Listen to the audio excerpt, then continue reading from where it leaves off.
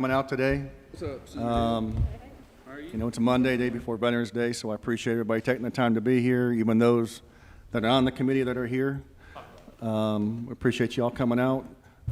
The agenda for today is one that we're looking at year-round schools, and we're going to have Dr. Stephen Pruitt from the Southern Regional Educational Board via Zoom going to speak to us. Then we have Dr. Lee Childress, who's here. He's from Corinth School District. I'm going to talk to him. And then someone that's not on the agenda is Dr. Sherry Labatt, who's sitting over here next to between Leah and Dr. Childress. They're looking at, she's from Columbus School District, and they're looking at going to year-round schools. And just want to get her input as to why, what the rationale is, the challenges, something that maybe Dr. Childress can speak to as well. And then we're going to have Dr. Wright from the department talk about the year-round schools, and then how the implementation of the distance learning program has gone and the devices. I know that's going pretty good so far, and so Dr. Wright, we're glad to have you here, and we can't wait to talk to you as well. So before we begin, just want to talk about the year-round schools. This hearing, this meeting is not about mandating year-round schools from the legislature. We're here to learn about the pros and the cons of the program, how it's working, how it's not working, what we can do to make it better. If it's not working, then how we can, if we have to get rid of it, which I don't think is the plan, but what we can do to learn and assist the school districts to meet the challenges, especially now in COVID era that we're dealing with. So there is no mandate. There will not be any mandate from the legislature, at least from the Education Committee, from the Senate side anyways, to mandate school year-round schools throughout this state. This is just one tool in the toolbox for districts, and we're here to learn and help them do their jobs better. So with that, I'd like to ask Dr. Pruitt, who's on the Zoom call, if you could bring him up for us. I know there's a delay of about 20 seconds, but Dr. Pruitt is from the Southern Regional Educational Board, and he's going to talk about nationwide how this program has worked around the country, and we look forward to hearing from him. Thank you very much, Mr. Chairman. Can you guys hear me okay? Yes, we can hear you. Excellent. I don't seem to have the ability to share my screen. So, Leah, I don't know if we want to add me as a co-host or if you want me to just speak from my own slides. I can do either. I do believe we have your slides, Dr. Pruitt, okay. As well. All right, very good. Then I shall just take off then. So first of all, just again, thank you so much for having me, Mr. Chair, members of the committee. We are very happy to be here and always very happy to be a support for Mississippi. I'd like to just start very briefly. For those of you who may not be familiar with us, the Southern Regional Education Board has been around since 1948. We were created after the Roosevelt Commission declared that the South was the biggest economic liability in the country. And so the 16 states got together and said, we need to do this together. The SREB, Southern Regional Education Board, is an interstate compact. And what that means is we're different than a membership organization. We're actually in legislation in each of the 16 states. Each governor is an ex officio member of our board, and they appoint 4 additional members to the board.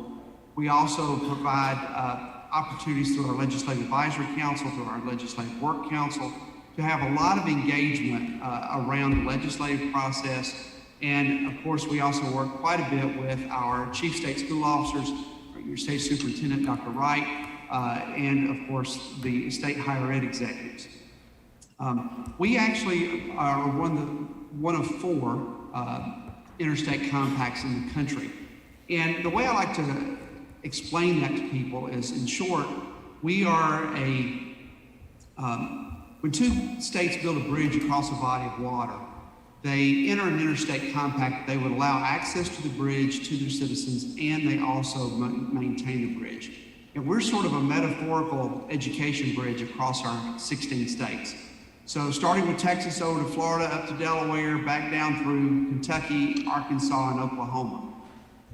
We are literally designed to support you. Our work is to improve education and thereby improve the economic vitality of the South. We are the only interstate compact that also does K-12 as well as higher ed. So, all that said, what we really did, you really wanted to boil it down, is we are actually really good. Our kind of our key things here is that we analyze and publish information, data, research, and promising practices. We convene and engage policymakers, decision makers, so that people can actually see the what the research says, and then we support action within the states. So, for instance, a couple of years ago, we released a commission report on teacher preparation. We brought together experts, we brought together the researchers, we brought together members from each of our 16 states, and we convened them and developed a set of recommendations. From there, we started working with states who were ready to do that. For instance, we have been working in Mississippi on an education roundtable to help Mississippi think through what they want to do next with regard to teacher preparation. And we run the gamut. We do a little bit of everything. So I just want to really encourage you, if you're not familiar with us, to get familiar with us.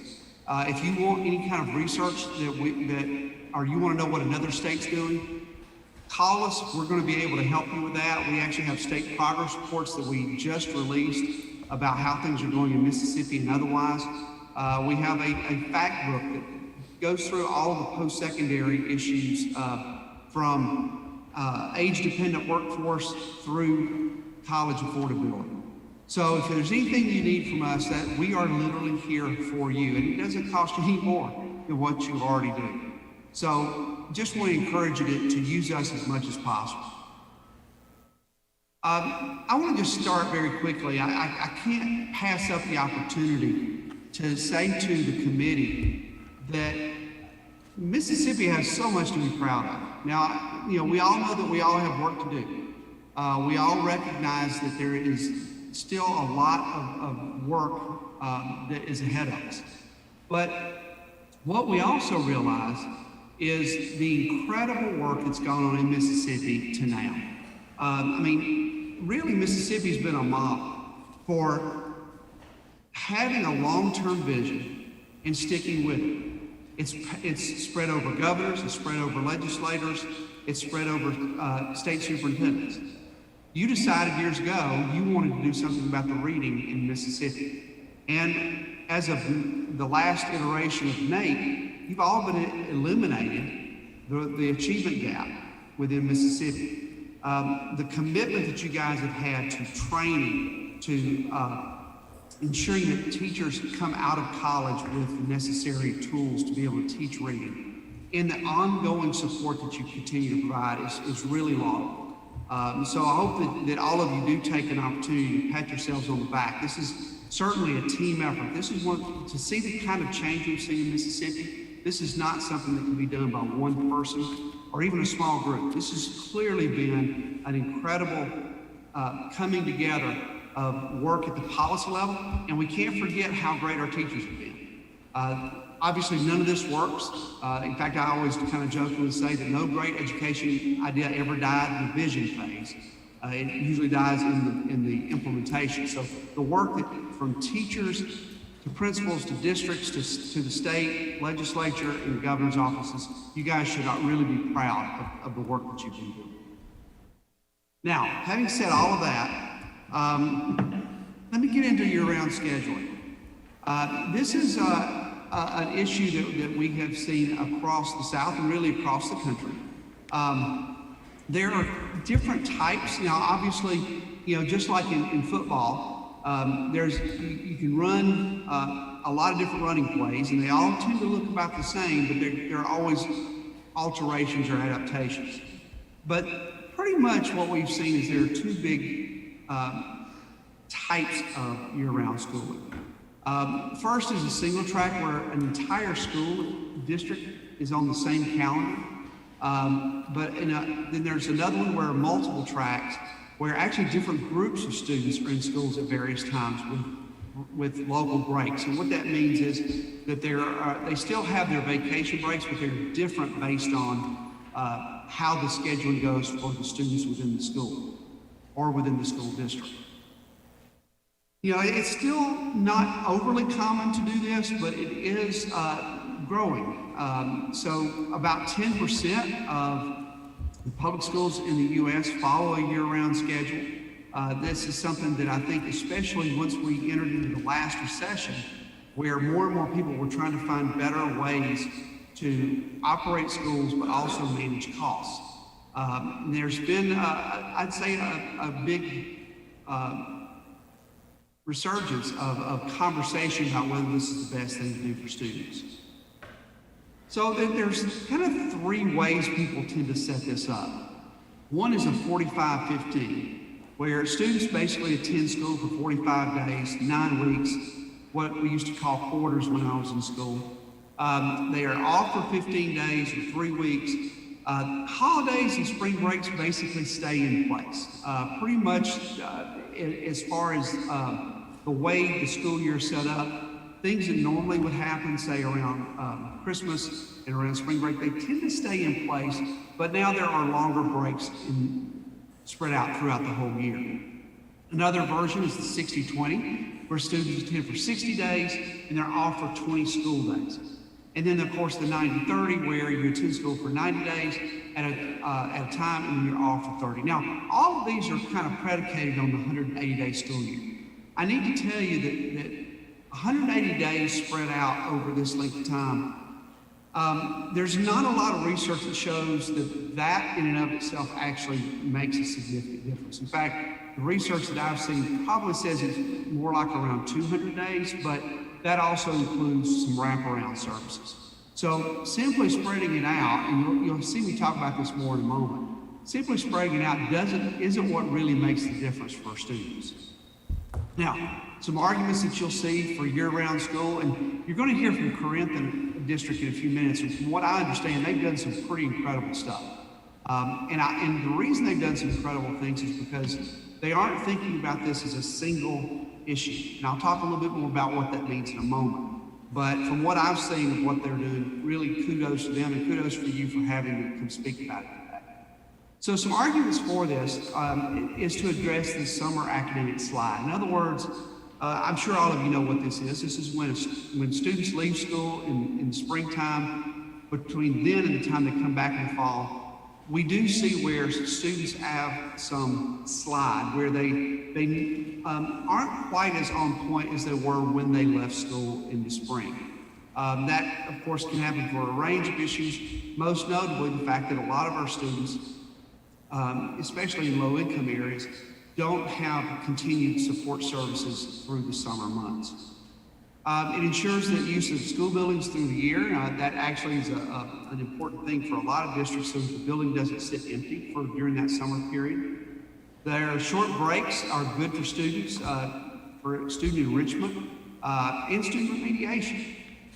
You can actually do remediation throughout the school year. So if students are struggling, you may use some of that vacation time or some of that break time to actually give them some additional supports. There are more options for family vacations. They allow schools to serve more students and reduce crowding, especially in a time of COVID. We have seen where this was a discussion where we had our K-12 reopening task force, where people considered doing year-round schooling to reduce the number of students actually in the building at one time. That would be that multiple track that I mentioned earlier. Now, just being perfectly honest with you, there are no conclusive academic benefits to this in and of itself. I'll talk a little bit more about that in a moment. But the bottom line is education is a big system.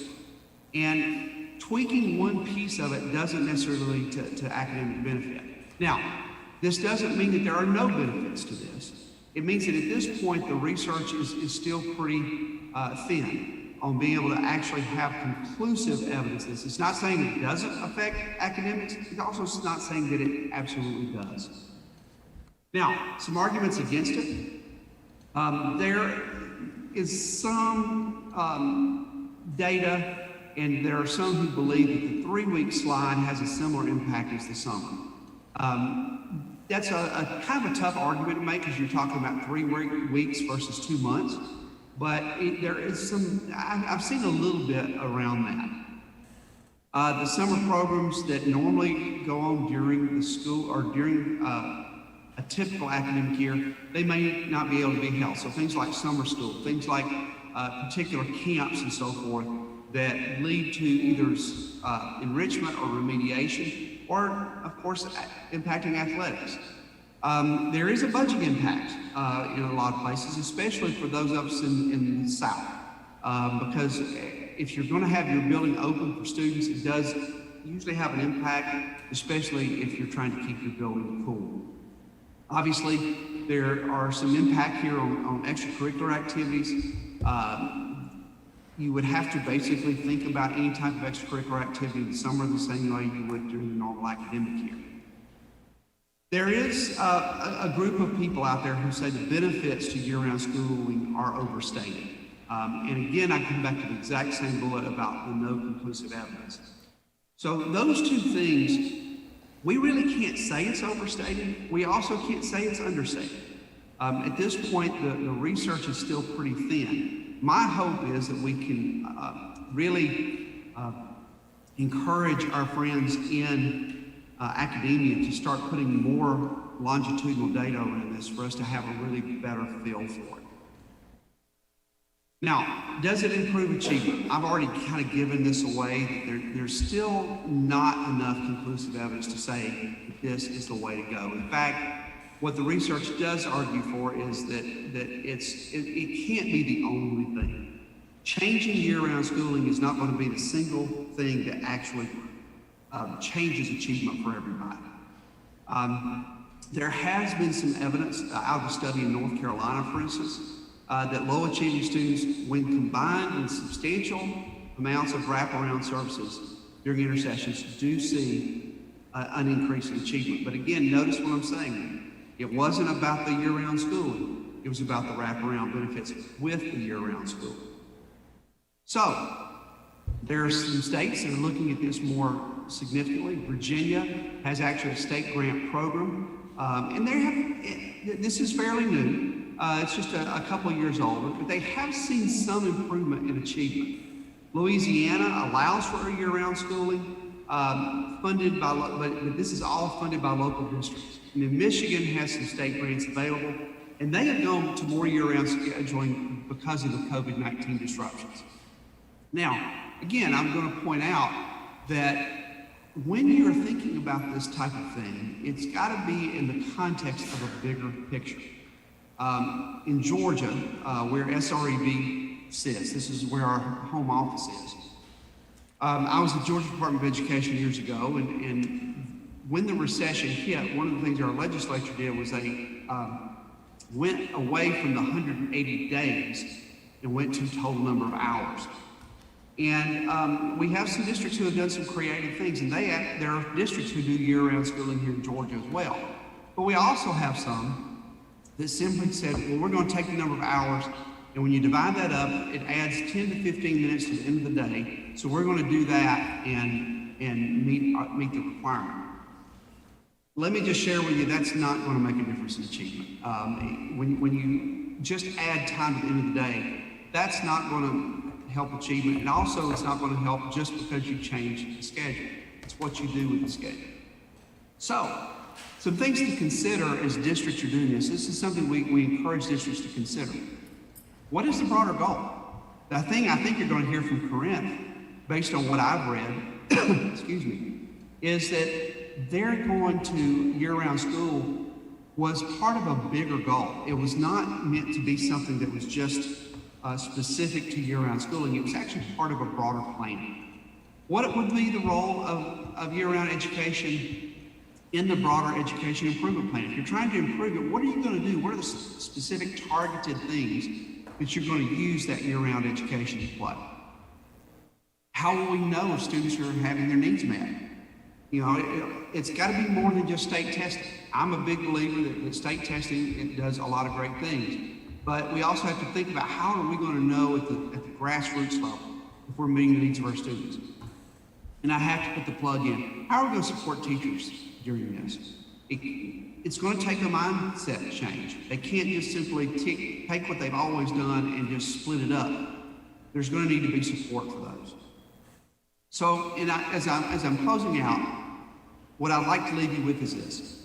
The bottom line is to improve achievement. Education is a system. You've got to recognize it's a system.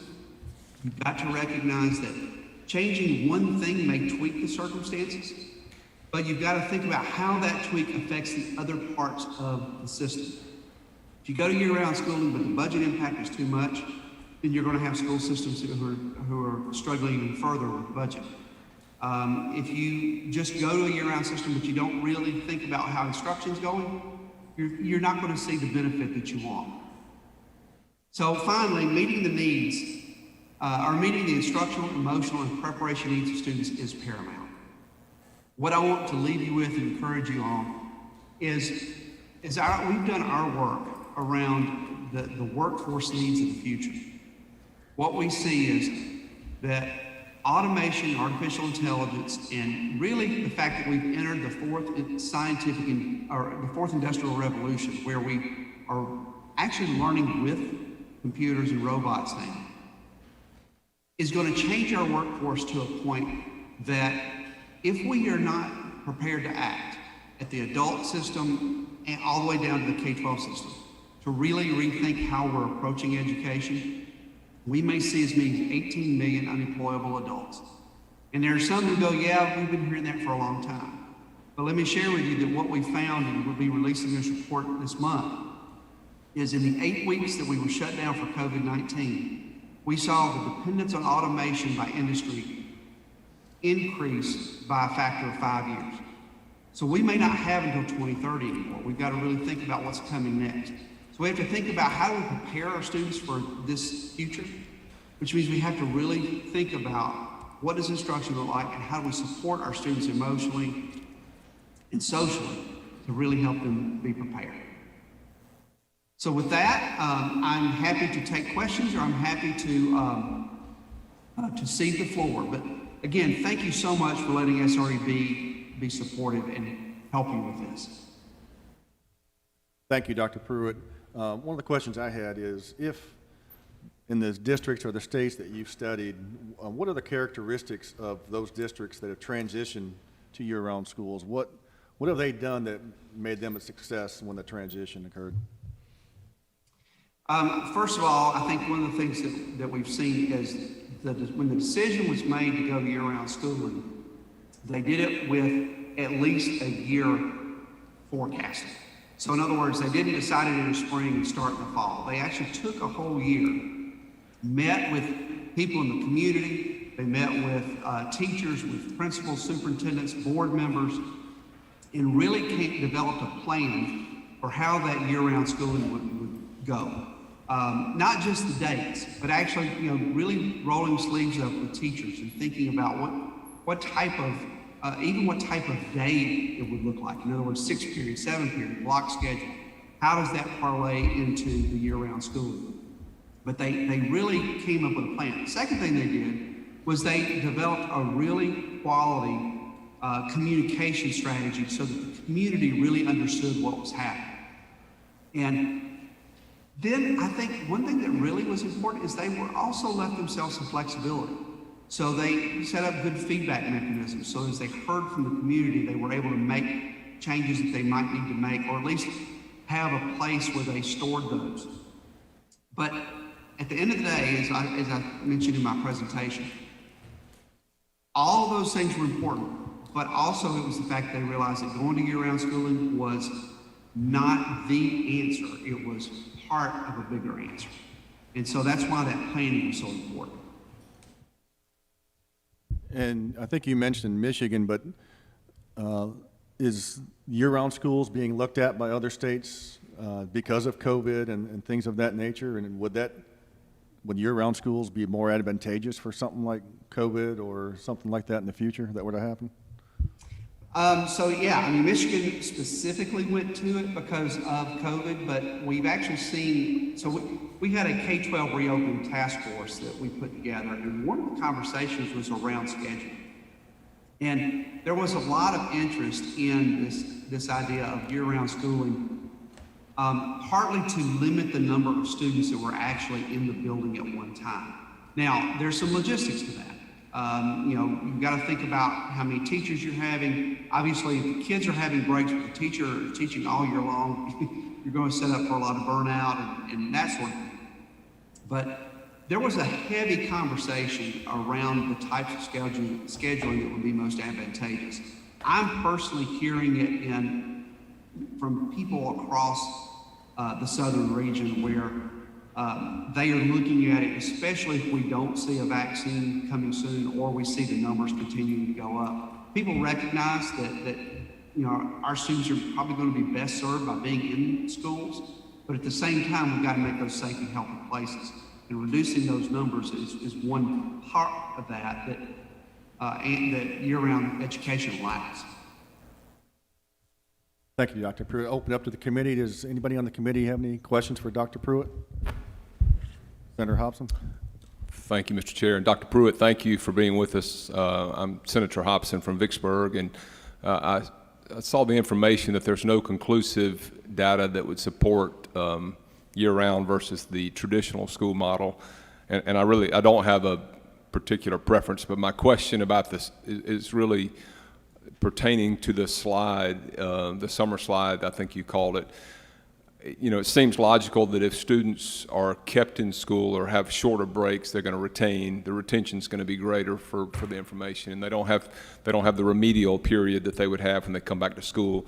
But I'm wondering, on the counter of that, is there any evidence or data that would support or that shows any long-term studies that would show that maybe in some ways it's healthy to have a break and then have come back to data, come back for a short remediation, maybe long-term. And let me just, I'm going to give you an analogy first before you answer my question. It would be something akin to how I think some things that we see today, social media, for instance, that it seems like we all, not just students, have shorter attention spans because I think we're used to steady information rolling. And I wonder if anything's been done or studied that would show that sometimes if you take a long break from something and come back, it may help your long-term memory or your ability to concentrate or focus more. I don't know. I'm just throwing that out there to see if you've looked at anything or see anything that helps us debate those kind of issues. Thank you.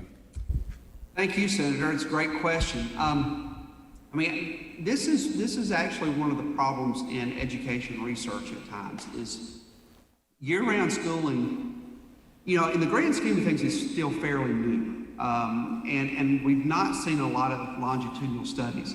The things that we have that are the best proxy is that there's an argument to be made that students who are coming in consistently that have shorter breaks have more active learning. And I think that's a logical step. But at the end of the day, if we're doing the same old thing we've always done, whether we're having the full summer, or we're having the 3 weeks in between sessions, that's what's actually coming to bear in most of these proxy research studies, that it really just depends on what type of support you're providing for students. So I've not seen anything that conclusively says either type of schedule, whether the traditional 9 months or the year-round, actually has a big really effect at all on students. Usually when there's an effect, it's just like the North Carolina study I pointed out.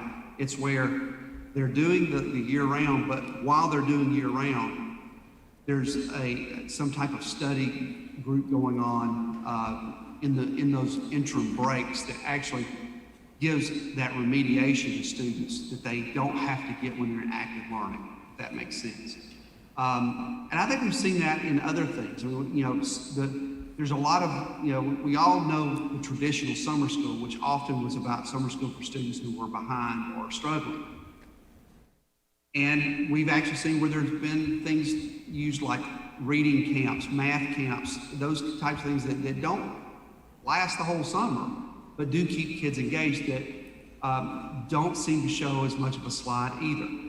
I think one thing that, going back to your analogy, that can be said is regardless of the length of break, there is an importance in the type of break that a student gets. I mean, we hear that even when we're talking about the schedule during the day of giving students that mental break, whether it be recess or whatever, that allows them time for them to mentally reset.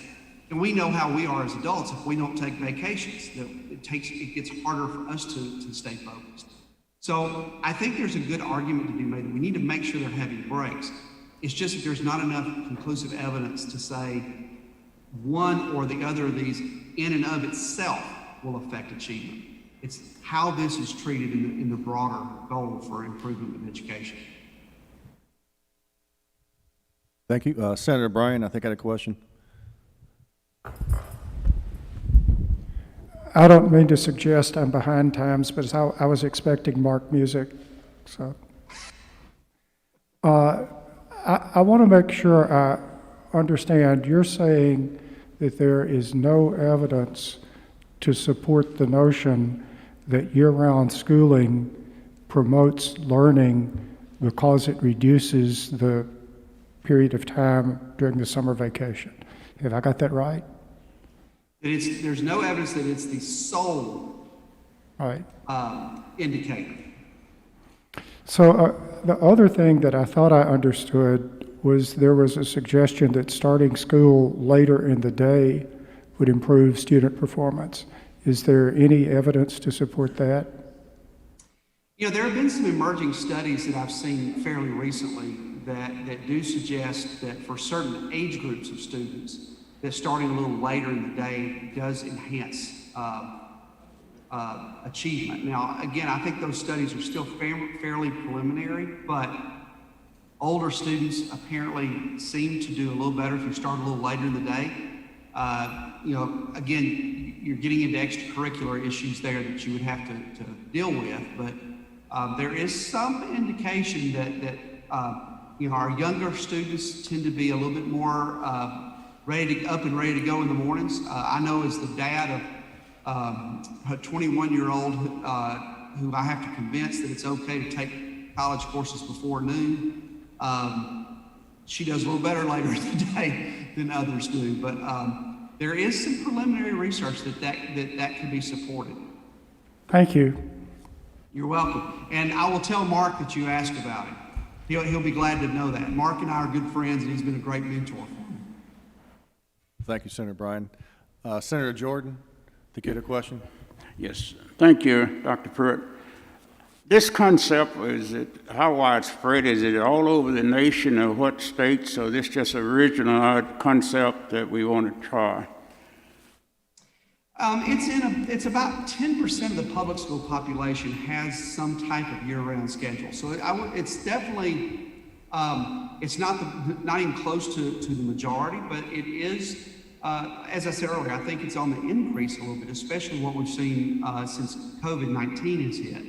But based on the research we found, about 10% of the total population, I believe that translates to around 4,000 public schools in the U.S. are actually using some type of year-round scheduling. So this is not just original concept of year-round school. It's national, but it's just about 10%.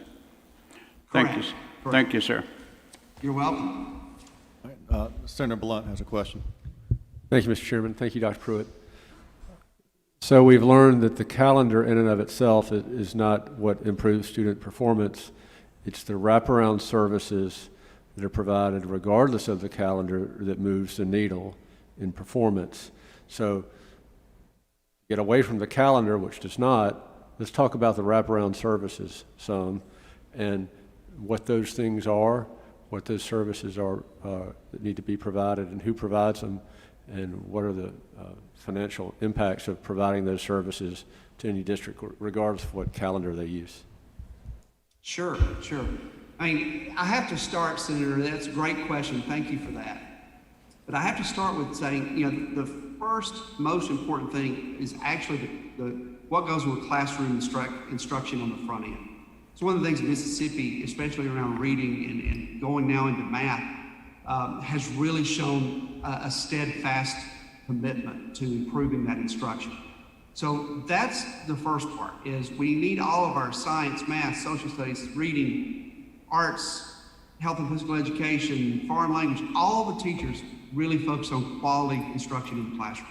But the wraparound services are where I think the thing that we've seen great impact in actually have a couple of modalities. First is sort of the obvious. Students who are struggling, students who are having difficulty with various disciplines, having a type of wraparound service, but not maybe in the traditional sense of, okay, everybody come into the cafeteria, you're not doing well in reading, so we're going to make you read for another hour, because that's not really going to help those students. We know that saying it slower and louder doesn't mean anything to them. Having a more dynamic program in those wraparound services, whether they be after school, whether they be before school, whether they be during breaks, it's where we're employing the really quality teaching strategies that should be being done in classrooms, but also it gives us a lot more flexibility to bring in additional resources, especially from the community. I'll give you one example. Having a school and district partnership with the community can be a really cost-saving way to support students. When I was the state superintendent in Kentucky, we had an incredible program that was called BMW, Black Males Working. And it was actually a partnership between one of our larger churches in Lexington with one of our schools in Lexington.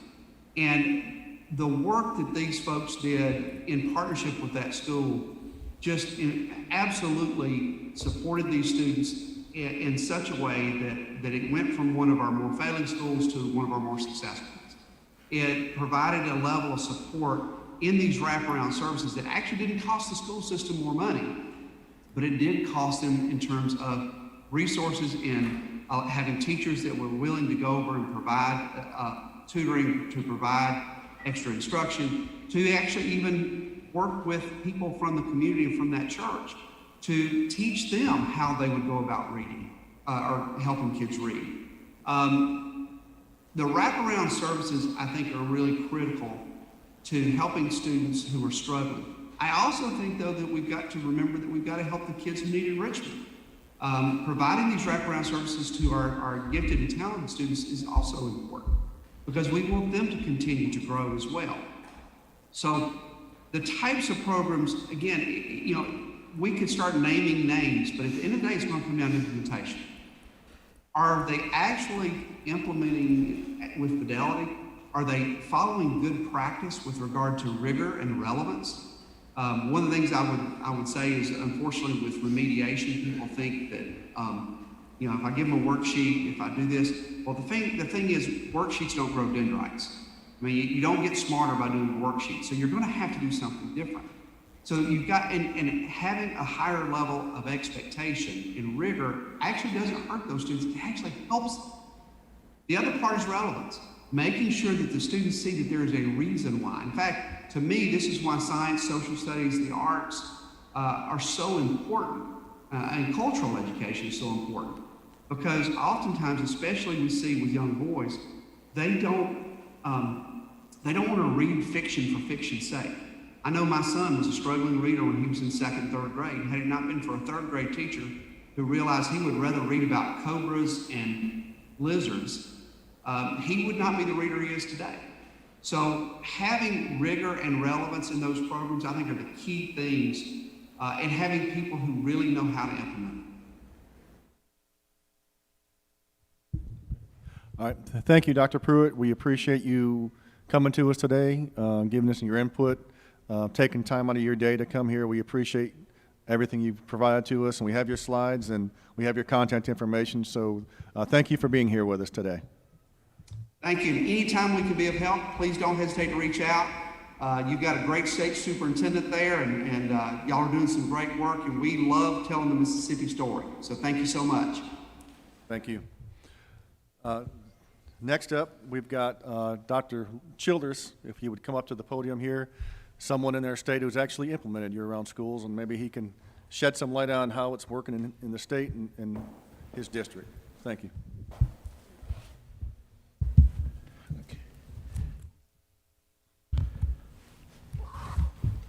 All right, let's see if we can get, take the glasses off. So hopefully I can see. Thank you very much, Mr. Chairman and committee members. It's certainly a pleasure to be here with you today to talk about Corinth's four-year journey on what we're going to call it's just a modified calendar. Because we found that we really need to refer to it as a modified calendar rather than year-round school. Because particularly when you start talking to your students about year-round school, they think you're going to actually go to school year-round. And so we want to look, a little bit differently at it in terms of a modified calendar. But we think it's extremely important as we continue to move forward, as we look at what we want to do in terms of innovating, personalizing, and really looking at educating our children. I'm not sure what's kind of going on with the presentation, but the calendar's up here right now, and you've got a calendar in front of you, and we'll talk a little bit about the calendar since it's up there right now. And the calendar shows you, and it shows you in color, where we start school about July the 27th. We run pretty much on the 45, 15-day model that Dr. Pruitt talked about, going for 9 weeks, then taking a 3-week break in October.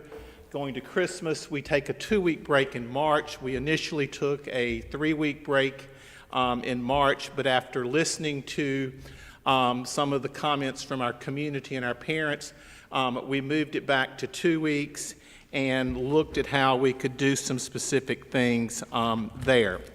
But as Dr. Pruitt said, it really all goes back to, your vision. It also goes back to your mission as to where you're truly going. And our ultimate goal at looking at moving to a modified calendar deals specifically with focusing on student achievement and growth, and ultimately preparing our children for college and career readiness. But at the same time, with a focus on equity. And I think that's something that is a serious part of the conversation, that it deals with the equity of learning for all students. And it's the equity of learning that we made sure when we went to a one-to-one initiative 5 years ago that every child had a device, just as Mississippi is doing right now. Equity is extremely important. But as we look to it, time is part of the equation. And as we look at the availability of time, 330 minutes a school day, and it goes all the way down to 772,200 minutes of school that a child is going to be in from kindergarten through 12th grade. So time's going to be the first part of an equation that we're going to talk about in just a minute. But that's ideal time. That's not taking out student absences. That's not taking out teacher absences. That's not taking out time for assessment, other school activities that you're going to have. And what we see is that some students need more time than they're going to see during the regular school day. But we get to what Dr. Pruitt talks about in terms of these wraparound services, and I'm going to talk about the fact that the wraparound services are very important, and they're important if you have deliberate instruction and practice. Now, you've got to have deliberate instruction and practice going on in your classrooms on a daily basis. As he says, what's going on in the classrooms beforehand is extremely important. But you've got to have this very deliberate instruction and practice. It's got to be sustained, and it has to be focused. You've got to focus in on what is going on during this time period. You've got to look, at what is going on in terms of the quality of instruction. Are you practicing? Are you refocusing? Are you doing the continual things that you need to do to make children move forward? It's very similar, I guess, to playing golf or playing tennis. It's something that you only improve on through skill, but it's deliberate. And you've got to have this deliberate practice and instruction to get where you want to, which ultimately is improved performance in a specific skill or in a specific area. And ultimately, that's what we're looking at in terms of academic achievement and growth. So when we get there, we get to this equation that I talk about. It's not just about time. It's not just about a modified calendar. It's time plus this deliberate instruction and practice that can move you to a higher degree of learning. And that's ultimately what we want to do as a part of the larger, bigger picture in our school district, is move to that higher degree of learning, because that higher degree of learning is extremely important. We as educators today are facing really the daunting task of educating children that are coming to us from different backgrounds. They're coming to us today either from a virtual experience or an in-class experience. We're finding that we've got to look at ways to better individualize to meet those student needs. That is what is extremely important. So that quality and dosage of instruction is what we have to look at if we're going to be very successful. And when we look at that quality, we've got to look at that quality in terms of providing that basic instruction, practicing what children need to practice to make sure that they're learning, assessing them, reteaching them, reassessing them, moving to what all good teachers are doing every day as they move through the school. So as we move to a modified calendar, because we want to talk a little bit about how we got where we are, we began to have community conversations, and we began to have community conversations several years in advance of us moving to this. We had been exploring several different things. We had been having those conversations, looking at those opportunities, and along came the districts or schools of innovations opportunity, and that's where we were able to fold this in as a part of that bigger picture. So we'd been having these community conversations up to that. We had even put out proposed calendars that showed how a modified calendar would look, where people saw it in advance rather than just seeing it at the first time that it was being adopted by a board. We had to have those conversations with community organizations.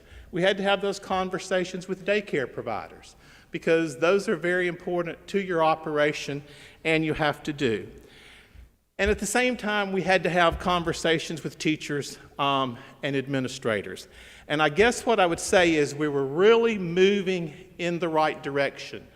But when teachers said, this is the right thing to do for our children, that's really what clinched the deal in Corinth. So I give the teachers the credit, because the teachers said we need to look at opportunities to provide real-time remediation rather than looking at only a summer school model or an extended school year model. Now, going back to that equation and going back to the wraparound services, just adding extra days, which we offer during the intercession, just adding those days is not the answer in itself. And so that's what I would say is, if people want to look at this, you can't just add extra days for children to receive remediation and enrichment. You've got to make sure that you do some strategic planning and that you have that quality instruction and everything that you need to have in place. Now, at the same time, there's some organizational considerations that you have to take in place. You've got to keep in mind transportation, because in many cases you've got to get the children that are in the greatest need of these services to school.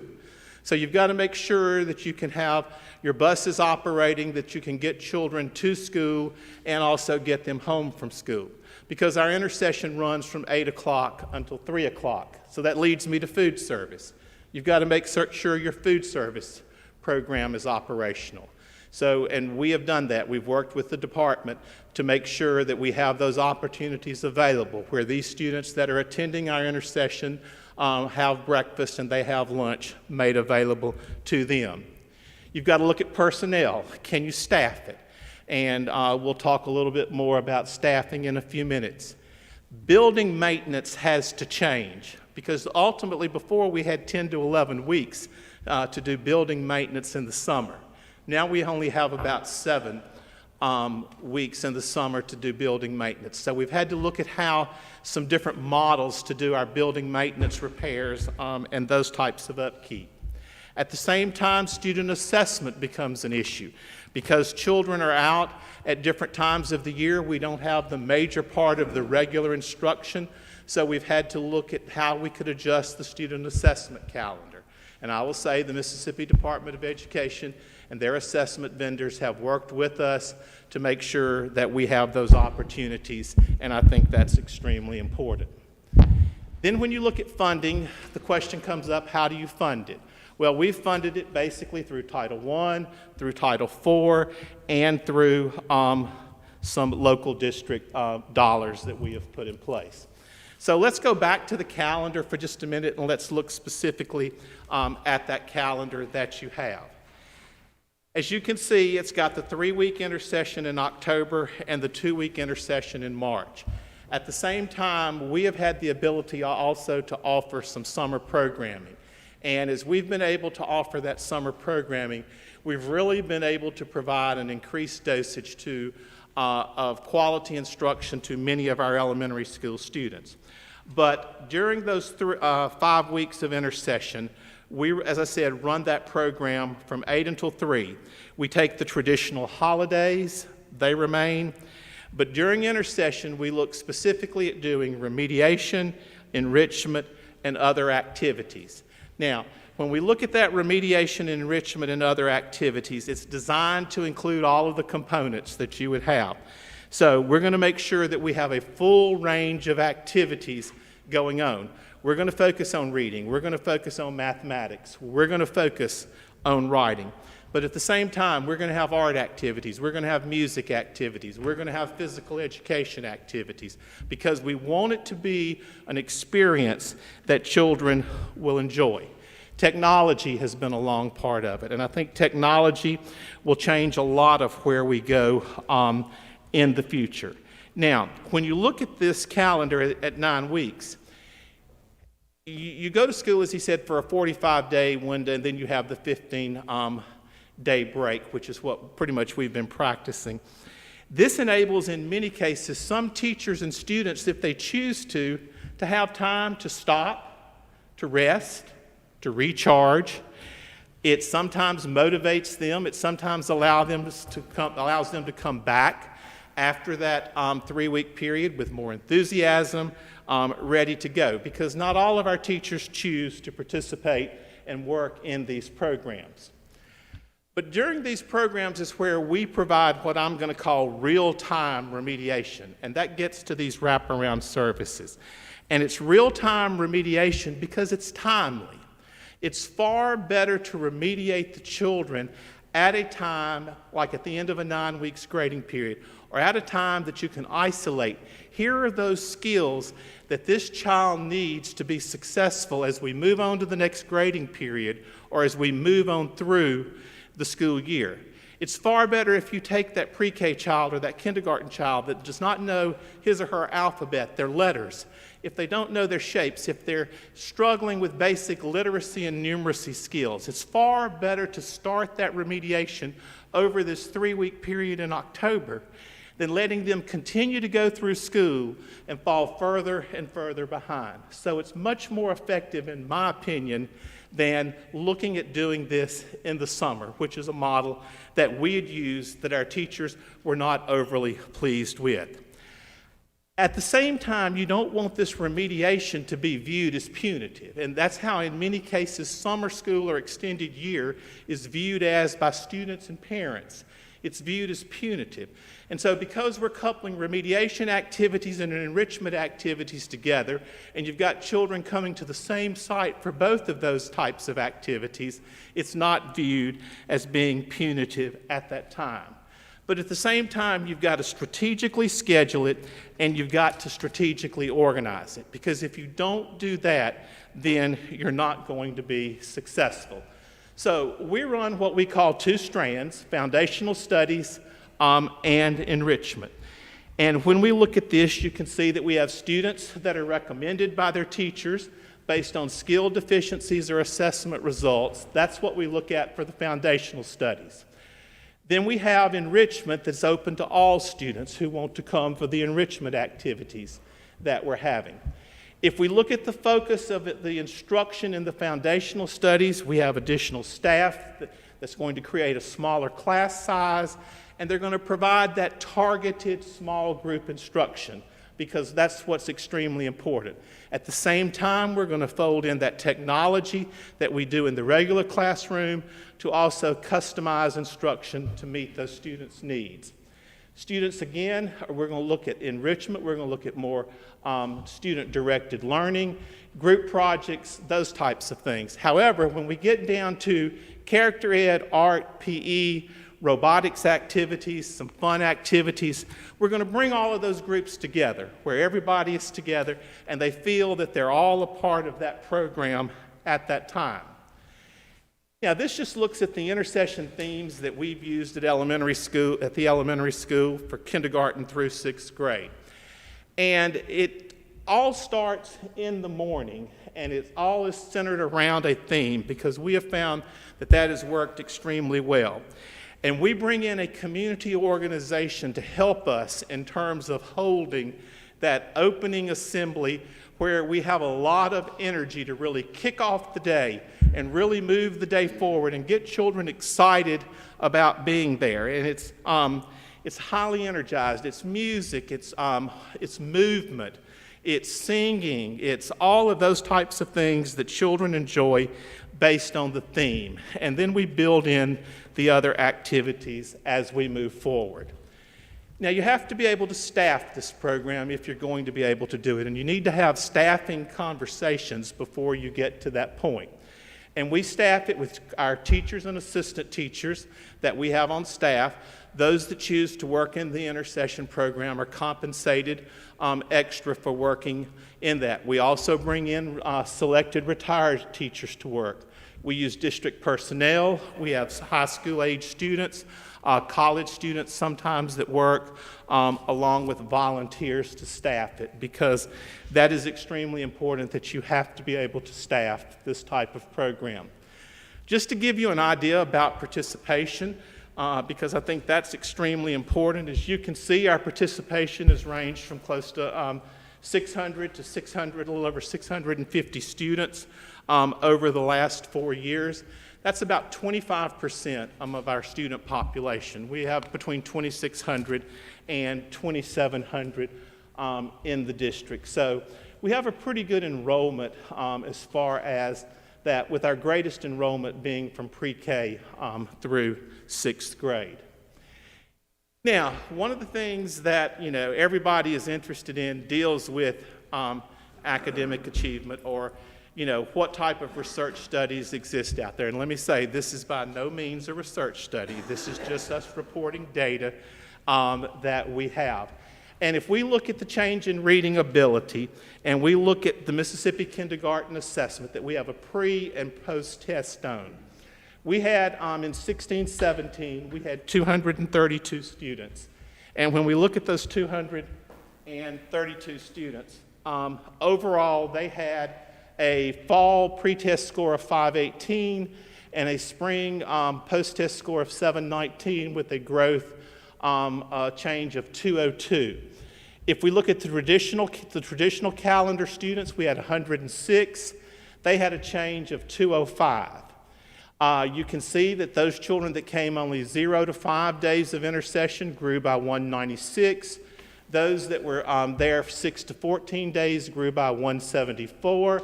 However, if you look at those that came on the traditional calendar plus 15 or more days of intercession, they grew by 261.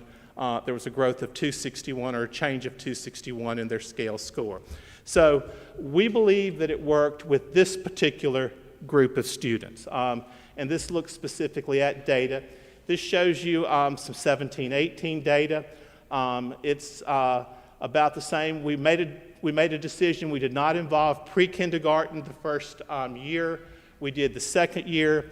Our results have not been as good in pre-kindergarten as they have been in kindergarten, but this just gives you an idea of we are seeing some changes in that. When we look at key findings, we think that if you couple attendance that attendance along with your additional time, that it does matter, as long as you have that quality, deliberate instruction. If you have that along with your practice, you're going to see increased student achievement and growth. We believe that this additional time can help us potentially close the achievement gap. We struggle with the achievement gap in Corinth, just as many others do. It's an issue that we are very concerned about and that we want to work on. It also tells us that parents, teachers, and the community will accept a modified calendar. And I would probably say now, if we tried to go back to the traditional calendar, we would probably have a community that would fight us to go back to the traditional calendar. Our community has embraced the modified calendar. We have large numbers of students that are participating in the remediation and enrichment activities. And we believe, as we move forward to continue to innovate and educate and personalize children's education, we think that this can be just one part of moving our children to a higher degree of learning. Thank you, Dr. Childress. I have several questions, but I'm just going to ask a few before I open up to committee. Is there anything in state law or policy or the accountability model that hinders the implementation of a modified calendar or hinders your operation of this calendar that we can change in the legislature? Not really that I'm aware of. I mean, the local calendar, the authority to set it was with the local school board. And so, like I said, where we have had, with assessment, those types of things, we have, worked with the department and the department staff to do that. I think that there's probably, and one of the things that we want to do, because it's at the end of our 5 years, and we have reapplied to be an additional district of innovation, I think that this whole notion of time and deliberate practice and wraparound services, I think that probably with what's going on with COVID and virtual learning, those types of things, I think it's time for us to look at how to reinvent the secondary school experience, particularly for children in grades 9 through 12. We proposed some things initially to do that, to address the reopening of school. We had a little traction in the community. We're working on that. So I think that there are regulations, there are accountability standards, maybe some state laws that the state has waived, the State Board of Education has waived up until this point, that might be some things that we want to look at to keep in place for those that want to look at reinventing that experience. You mentioned you're a district of innovation, and so you're a district of innovation. Yes, so sir. You've got to reapply with the department to stay a part of this district, or Yes, how's that operate? yes, sir. That was, I think, a Tell, part. Yeah. tell the committee what that means and why you have to reapply, I guess. You can't just operate as a modified school district. You have to Well, we request. probably could operate with a modified calendar without solely being a district of innovation. But as Dr. Pruitt said, he had looked at some of the work that we had done. The modified calendar was a part of a larger program. Okay. So this is just one of the pieces. This was the time piece that we looked at because, as I said, that deliberate practice and instruction, those wraparound services that Dr. Pruitt talked about, those were the things that are important that we want to share. The department asked us to share with them what we had done, where we were, what we had not accomplished, what we had hoped to accomplish, and why, data that we had to support what we were doing, and then what were our plans for the future. And I think that's something fair fair to do. I mean, because, if we can't show you that we've implemented what we were doing, if we can't show you that we don't have data to show that we've done it, then, there maybe should be some question, because the key goes into what I would say into a modified calendar, just as it does with any type of educational programming. It's the fidelity in which you implement it, and fidelity is the key. And what I would say is, if we didn't have that fidelity, we wouldn't have seen those results in pre-K and kindergarten. One last question before I open up the committee is, we're concerned about the cost of the financial means for this. Was there an increased cost, or tell the committee what the cost of doing this, making this transition was? Well, you're going to have increased cost, because you're going to have increased transportation cost that you're going to have to recoup. You're going to have increased personnel cost because these teachers are working outside of their contract. And we reimburse teachers at the rate of $22 an hour, teacher assistants at $11 an hour. So we're talking probably, it's going to run us in the neighborhood of $115,000 to $125,000 in personnel costs. Then you've probably got an additional, your building cost, your transportation cost. So you're probably looking at $175,000 to $200,000 that you're looking at. And so the key is how you can coordinate the different types of funding that you have coming into your district. And I'm a real big believer, after being in it as long as I have, you've got to look very carefully how to coordinate your resources. And that is extremely important in terms of coordinating your resources through your federal funds, through your local district funds, through other opportunities that you might have, because that's the key, because it can be done. And I'll just say, I'm in my 20th year as superintendent, and I won't say we've not had a tax millage. Our tax millage today is the same as it was when I became superintendent, so it can be done. Thank you, Dr. Childress. Senator Wiggins, I believe, has some questions. Thank you, Doctor. A couple questions. So you said that the community, particularly the parents, they'd revolt if you went back to the Pretty much. Other one. If I was to ask, what would they say if I was to ask them, why is it that you like it so much? What do you think they would say? A large number of people like it, as one of the things that Dr. Pruitt had on one of his slides, is it changes the vacation time. I mean, I'm just going to be honest with you. Right. Because traditionally, when everyone was trying to take vacation over a 10-week summer period, and now you've put 5 to 6 extra weeks in there, that if your children are not involved in remediation or enrichment, then it gives you an opportunity to travel, to take vacations, to broaden your children's horizons, and in some cases. And at the same time, children like it because in some cases it gives them a break, because even though learning is going on in terms of the remediation and enrichment, it's a different type of learning than you have going on in the regular school day. And so I think that you would, now, does everybody like it? No. let me be quite frank with you. But we have a lot of the naysayers that now say we don't want to change. But I guess to summarize, the parents kind of have an vested interest in learning and teaching their kids outside of an actual classroom. I mean, is that kind of what you're saying? They do, yes. Yeah. Okay. They want to see their children succeed, and they want to see their children excel. And so in some cases, it's given them greater opportunities. And we've been able to, and I'll go ahead, because nobody's asked the question, and I should have mentioned it, we've been able to navigate the athletic issue. Because the athletic and extracurricular. You can talk, because that was my next and last question, which was, it seems like it gives you more flexibility. For lack of a better description, you're fitting you're using 180 days into 12 months versus 180 days into 9 months.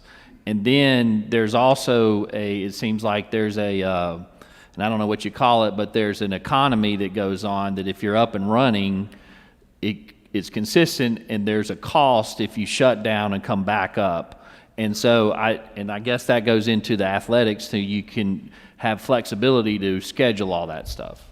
Right. Flexibility is an issue, but that was one of the questions and one of the concerns that was initially expressed when we started looking at the calendar was, well, what are we going to do about football? I mean, because here we're taking off 3 weeks for football. Well, football continues, and we play football on most of those Friday nights. But I asked the question, and some of you in here as parents probably can identify. If you had a child, if you have a child that plays basketball, did you play during Thanksgiving? Did you play during Christmas? And the answer was yes. And I can tell you for sure if you've got a baseball player. We all know that baseball during spring break is one of the biggest times that there are baseball team games. I think you're from the coast. We go. Y'all have one of the largest baseball tournaments down there. I think that we come down and play in, and so Thank you. Come on, bring them on. So we did it in March. We did it in Thanksgiving. We did it at Christmas. We can do it. We can do it in October with football, and we've been able to navigate all of our athletics with this. So you are given more flexibility with your schedule and how to operate things.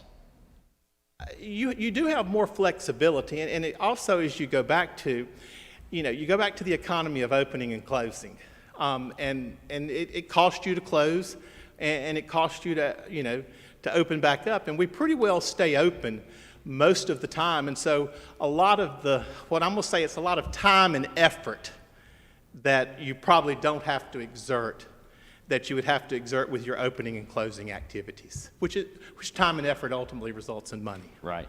Thank you. Senator McMahon was next. You had a question? Mr. Chairman, thank you.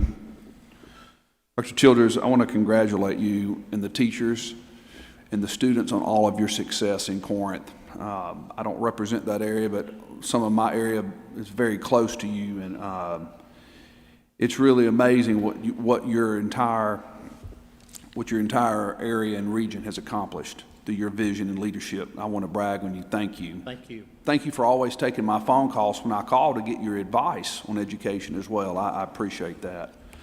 I'm curious, so when you got ready to engage this model, this modified calendar, tell us about the process. Like, did you hold town hall meetings?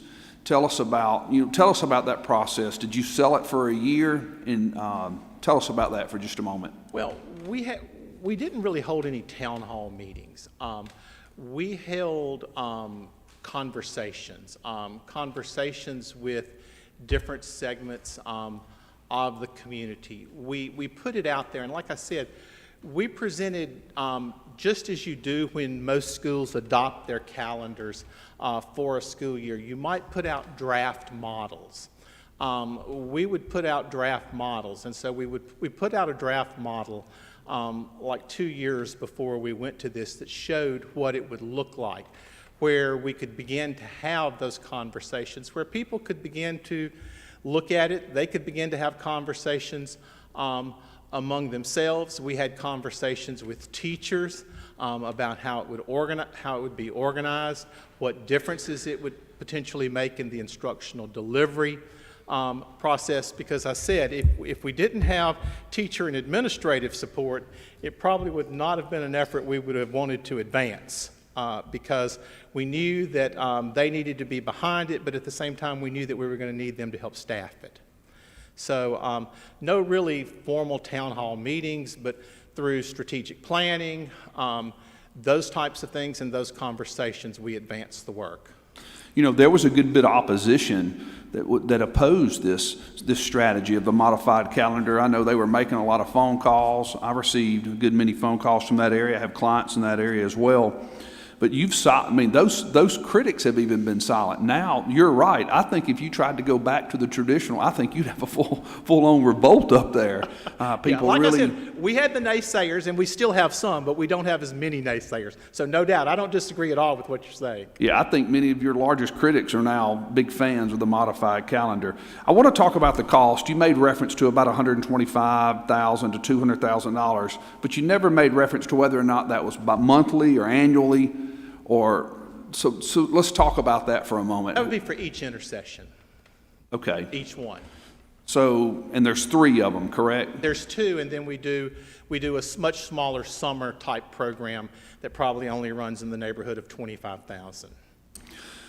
Okay, so it's costing your district somewhere around $250,000 to $500,000 a year. Yeah, it's going to depend on the numbers. It's going to depend on, the activities, what you choose to do. Is your public school system currently at the maximum millage rate allowed under the law for the school board to engage that millage? We are not.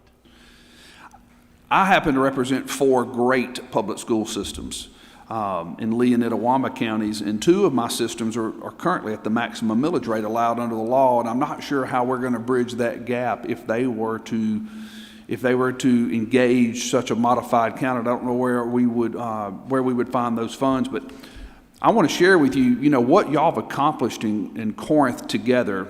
The 4 great public school systems I represent, I meet with my superintendents twice a year and by group, and we've discussed it. And actually, I've been on a tour. I've been in every school building in the district I represent, and I've been surveying teachers. And I wanted to share this with the committee. I've been surveying teachers about what they think about this, educators, in every school I've been in. So we go in, the forum is we take 1 hour to discuss it, and then we vote. And every group that I've met with, the majority has voted that they would like to see some of this happen as far as a modified calendar. They're encouraged by it. One of the schools was an elementary school, and there were 61 teachers present. 59 were in support, 1 opposed, and 1 didn't know. Now, they were not all that way. I did have one school, one high school that I met with them, and it was barely a majority were interested even after the hour discussion. But I applaud your efforts. I appreciate what you're doing. I appreciate your commitment to to education in North Mississippi and across the entire state. And public education is very important to me. So thank you. Thank you for taking time to give testimony here today. Thank you. Thank you, Senator McMahon. Senator Boyd? I want to congratulate you. You've heard wonderful things from the parents in your district. Just a couple of quick questions. Do you know what percentage of the children that do participate in your intercession program are doing remediation? Probably in the neighborhood of 60%. All right, and then your remediation programs, I looked at the example that y'all kind of gave with this, and it looks fascinating. I would like to go. But tell me, what age groups is like this that y'all are concentrated with your intercession themes? Do you take this through middle school, or is this just elementary? Pre-K through 6th grade, Pre-K. where we have the intercession themes, because it's more fitting for pre-K through 6. It's not, and really, 5th and 6th are just engaged. They're engaged, but not nearly as engaged in the thematic approach, but it does work. Okay, and do y'all do then remediation programs then for the 7th and 8th grade as well? We do for 7 through 12, yes, ma'am. It has a different focus. Okay, and do you do that for the high school as well, or is it, okay, depending on the I would assume those children are mostly people that need to be remediated at Absolutely. that level. Okay, all right, and then my last question is, y'all haven't been doing this quite long enough to see long-term effects, but do y'all have any preliminary, like you see ACT increased or anything like that? Have you seen an increase in ACT scores? We have seen an increase in ACT scores we actually exceeded the national average with the 2018 class. We dropped back down a little bit in 2019. We do run consistently above the state. One of the things that we do during the intercession is we do ACT tutoring. So I'll be honest with you. We bring in both our staff, and we also bring in staff from outside that we've had considerable success with. Well, congratulations, and thank y'all for presenting today. Thank you. I appreciate everything y'all are doing. Thank you, Senator Boyd. Senator Bryan? I think I'm going to phrase this question poorly, but you'll know what I'm trying to ask, I think. First of all, Corinth is a functioning community. It's got a daily newspaper. It's got a hospital. It's got trees that haven't been all cut down, and it's got buildings that haven't been all tore down. So there's something to work with there. But what took place, as I understand it, is with the discussions with people in the community and with parents and with teachers, that mere process created a bunch of excitement about the public schools in Corinth. And to hear you explain it, the teachers are somewhat excited about this program. They feel empowered. I'm guessing the members of the community felt they were listened to and heard during the process. So I guess my question is, to what extent is there a placebo effect, and that just the mere fact of getting a functioning community this involved and excited and energized about the public schools in and of itself is producing a good result? And how much of it, if any, can you trace to the school year, and how much of it can you trace to the way you're dealing with remediation and other changes that have come about? That's a good question, and that's a very interesting question. And I guess I would say I've been in Corinth now 30 years. But I think it goes back far greater than 30 years to the first part of your question. And it goes back to history. And as you say, Corinth has maintained old buildings, it's maintained old trees, all of those types of things. Back in the 1960s, the Corinth leadership did the right thing in terms of public education. And so I give credit to the leadership of, a school board and a community that made decisions that I think did what was right for public education, that began to advance public education in Mississippi. Tupelo would be another one, and it goes back to the community leadership.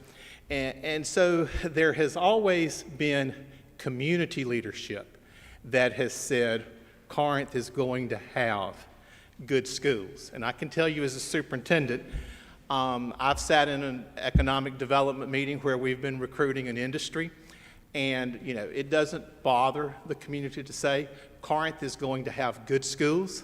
The Corinth community demands them. The Corinth community is willing to pay for them.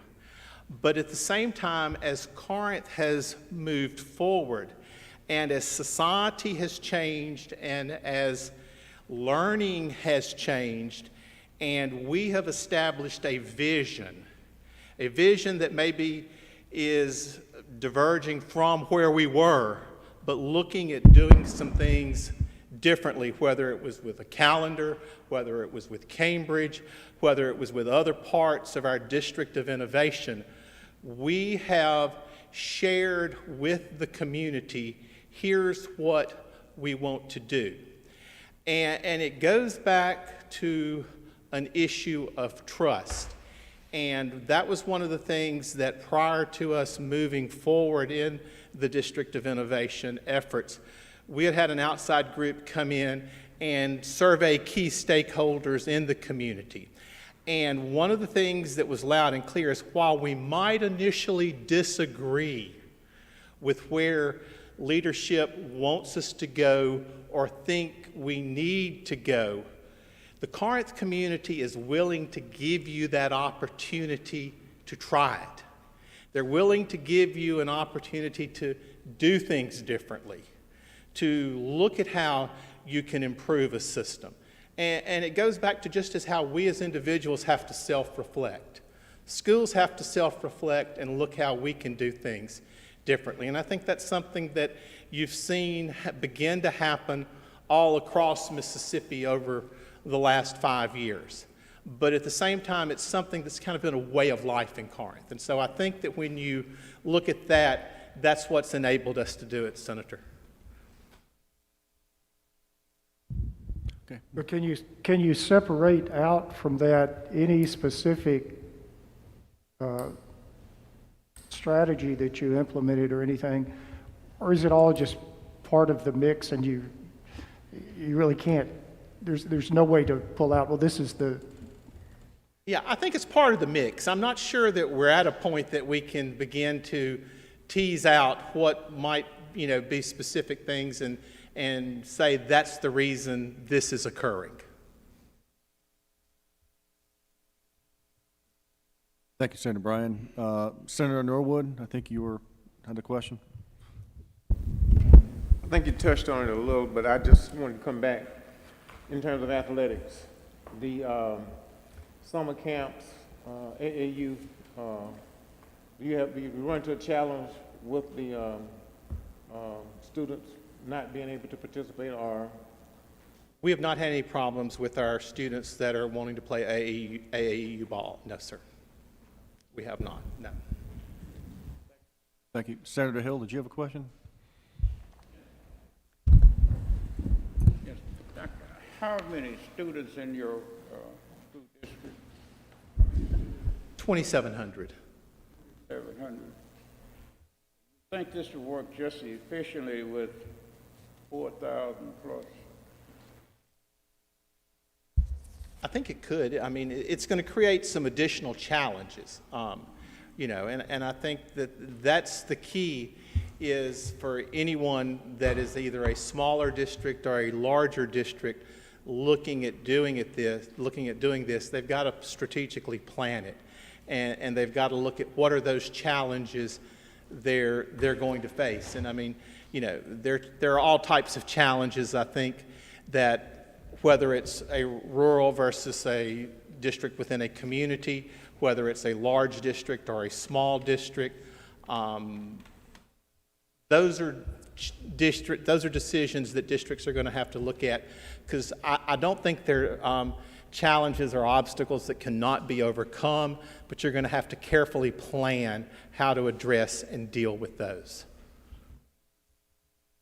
But you've been somewhat successful with yours, with the 2,400. You've been somewhat successful. We have, yes, sir. And how many years you've been involved with this? This is our 5th year. Thank you very much. Thank you, Senator Jordan. Senator Hill, did you have a question? Okay, pass. Well, thank you, Dr. Childers. We appreciate you coming down. What you're doing, I echo sentiment, man. Good things, great things. We'd like to see different alternatives and being successful at it, and you're doing a very good job. We appreciate you. Thank you for the opportunity. Thank you. All right. Next up, it's not on the agenda, but I'd like to have Dr. Labat take just a few minutes. Tell us who you are, what you're looking at doing. I think you're trying to maybe transition to a modified calendar, and just take a couple minutes briefly.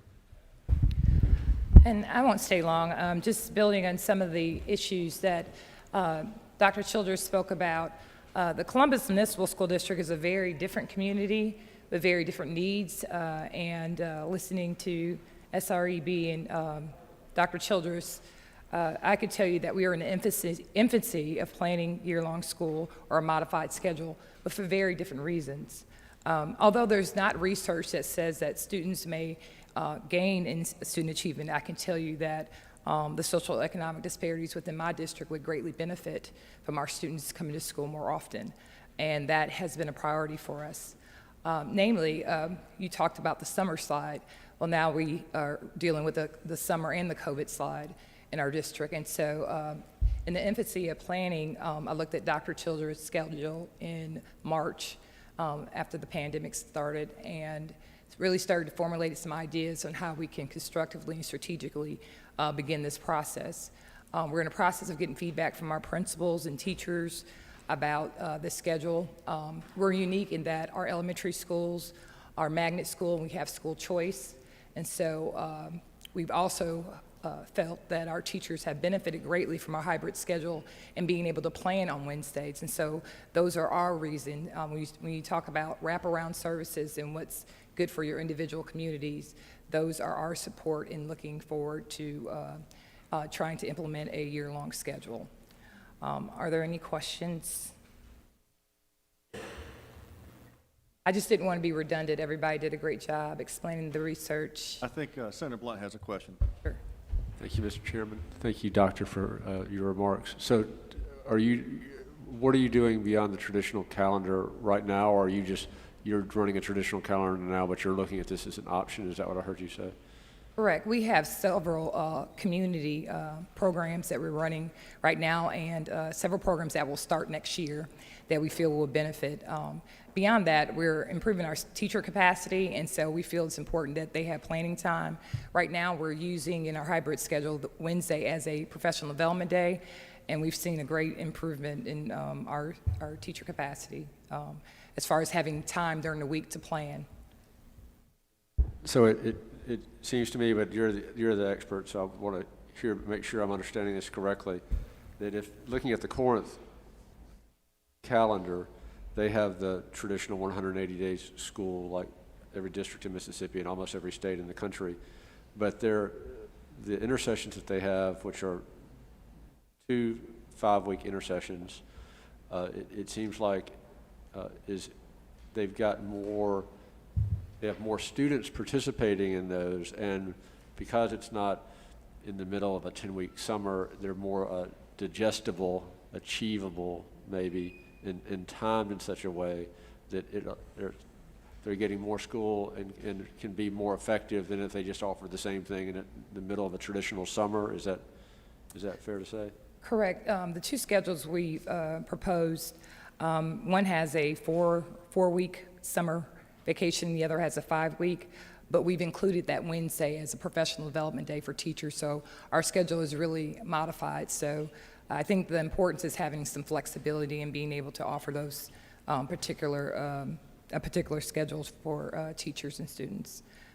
So you anticipate that you would get a lot more of your students involved, even though it would not be required. You'd have a lot more of your students involved in these intercession type gaps in the calendar, which would create more education and more wraparound services. Absolutely. Very similar concept to Dr. Childress. Because of our magnet school theme, students would be able to have club activities on Wednesday, focus on magnet school themes. We have a strong focus on cybersecurity and coding and some other wraparound programs that I won't go into, but things that would support student learning as far as their affinities, at the same time promoting teacher development by providing time for them to have professional development. So both of our calendars, that Wednesday would go to almost like a 4-day week, and so those are some logistics we're working out right now. Thank you very much for coming down. Thank you, Mr. Chairman. Thank you. Thank you, Dr. Labat. We appreciate you coming down. Thank you for speaking to the committee, and good luck. And if there's any questions, please ask us or our Lieutenant Governor's office. We're glad to help you. All right, thank you. Thank you. Last but not least, we have the best for last maybe. Dr. Wright, if you will come on up and kind of give us an update on distance learning and anything else you may have for us this afternoon.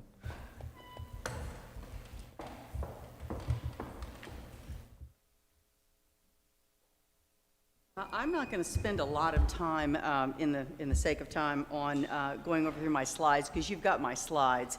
I think the thing that I want to start off by saying is really just a hats off to Dr. Childress and what he has done in Corinth.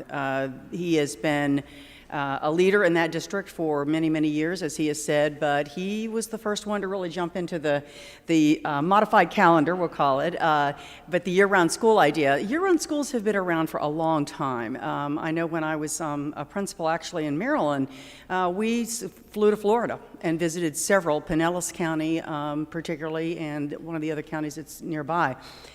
Parents loved it. Parents love the calendar, kids love the calendar, teachers love the calendar. The only person, quite honestly, that wasn't that crazy about the calendar was the principal, because the principal was 24/7, right? But everybody really, really enjoyed the flexibility about that. So I really want to really commend Dr. Childress and what he has done up in Corinth. Some of the districts that use, there is not a lot of research out there, which is what Dr. Pruitt was talking about. The research that's out there is limited. What they are saying, it's mixed, but where they are finding success, to the superintendent's point, in areas that are with low-income children, children who have disabilities, and children who do not speak English, because those intercession times are perfect for those kids. They're also finding more success with longer periods of time, not just 180 days spread out, but 200 days, 220 days. Most folks that are running intercession and those kids that are in intercession are going to end up going more than 180 days anyway. Some of your larger districts may want to think about doing this. I think that was Senator Blunt, I think that was kind of where you were headed with one of your questions. But they actually run multiple schedules. So you can have one school running an A, B, C, and D schedule that start at different times of the year and end at different times of the year, because they have so many kids in school, and they're trying to do what you said about not having all those kids shoved in at the same time. We are fully supportive, the department is fully supportive of modified calendars. And to your point earlier, Senator DeBar, we are not seeing any statutes whatsoever that prevent this from happening. More than happy to support, more than happy to work with districts that want to do this. I know that Glen East in Gulfport is already working very hard to implement this in his community. Community buy-in is critical. I mean, I think that's a key piece of it. I think that, you know, Dr. Childress worked with his community. He made sure, not everybody knows what that means, because to his point, when you hear year-round schools, you mean 365 days? And that's not what it means. So it takes the time to educate the community and get them up and running. It also provides teachers some extra income, which I think is outstanding. Those teachers that want to teach an intercession have an opportunity to do that. Those that choose not to, they don't have to. And so they can run their schedules a little differently than they would have normally. The key for me in all of this is making sure that you are focusing on improving the instructional program. And I think Dr. Pruitt said that over and over and over again. Changing a calendar will do nothing if you don't have quality teachers and quality instruction going on all the time. And that's the reason during these intercessions, whether they're 15 days or 20 days or however the calendar that the school system wants to use, that really gives those kids an opportunity to really accelerate their learning. That's been what I've been using, is the word acceleration versus remediation, to be quite honest with you, because I think it sends a glass half full and more of a positive piece around, you won't hear me use the term learning loss either. But I think those intercessions are designed for those children that need their learning accelerated. And I think there's those kids that need their learning enriched. We've got kids that are struggling, and we've got kids that are excelling. So why aren't we bringing these kids that are excelling in and to provide them other kinds of enrichment activities as well? So there's a lot to be said for this, and I think that the planning piece, I'm going to reiterate what Dr. Childress said, that is critical, and making sure that you've got the finances to go along with that so that you can really make this work. The last thing you want to do is start down this path and realize that you don't have the money to do that. So that's something that I think needs to be taken certainly into consideration, because there are districts that their millage rate is as high as it's going to get, and so they're not going to have as much of an opportunity as those that might be able to raise their millage to cover those costs. So you've got my PowerPoint very much mirrors Dr. Pruitt's, and we know we did not discuss this. So I contacted the Education Commission of the states, and they provided a lot of information for us as well. That's a great resource for you. SREB is an amazing resource, but the Education Commission of the states, I encourage you, we are members. They will do 50 state-wide looks at whatever it is you want them to look at. So if you said, how many states in the United States are running year-round schools, ECS came back and said 17. So I think Dr. Pruitt was saying 4,000 schools, well, there's 17 states. So I think that they'll provide you that kind of information as you go along in looking at this, and I'll stop there.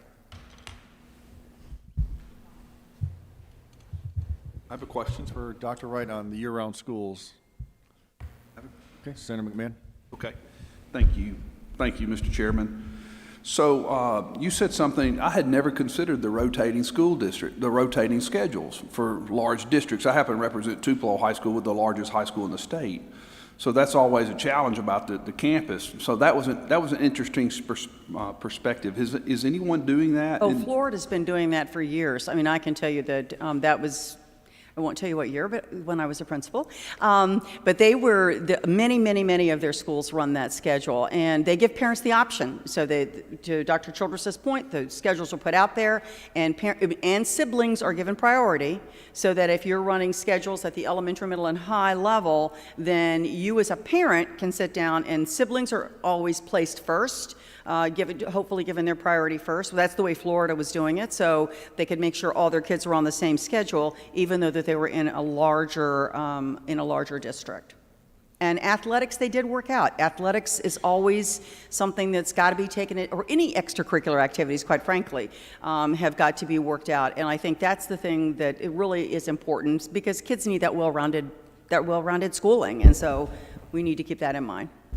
So you might advise that one way to do that would be to group students by capability or by skill level? No. I would never recommend that. That's the old way of tracking students, and there's way too much research that proves that doesn't need to happen. And I think they learn from each other too. So I think it's important to have a heterogeneous grouping, inside schools.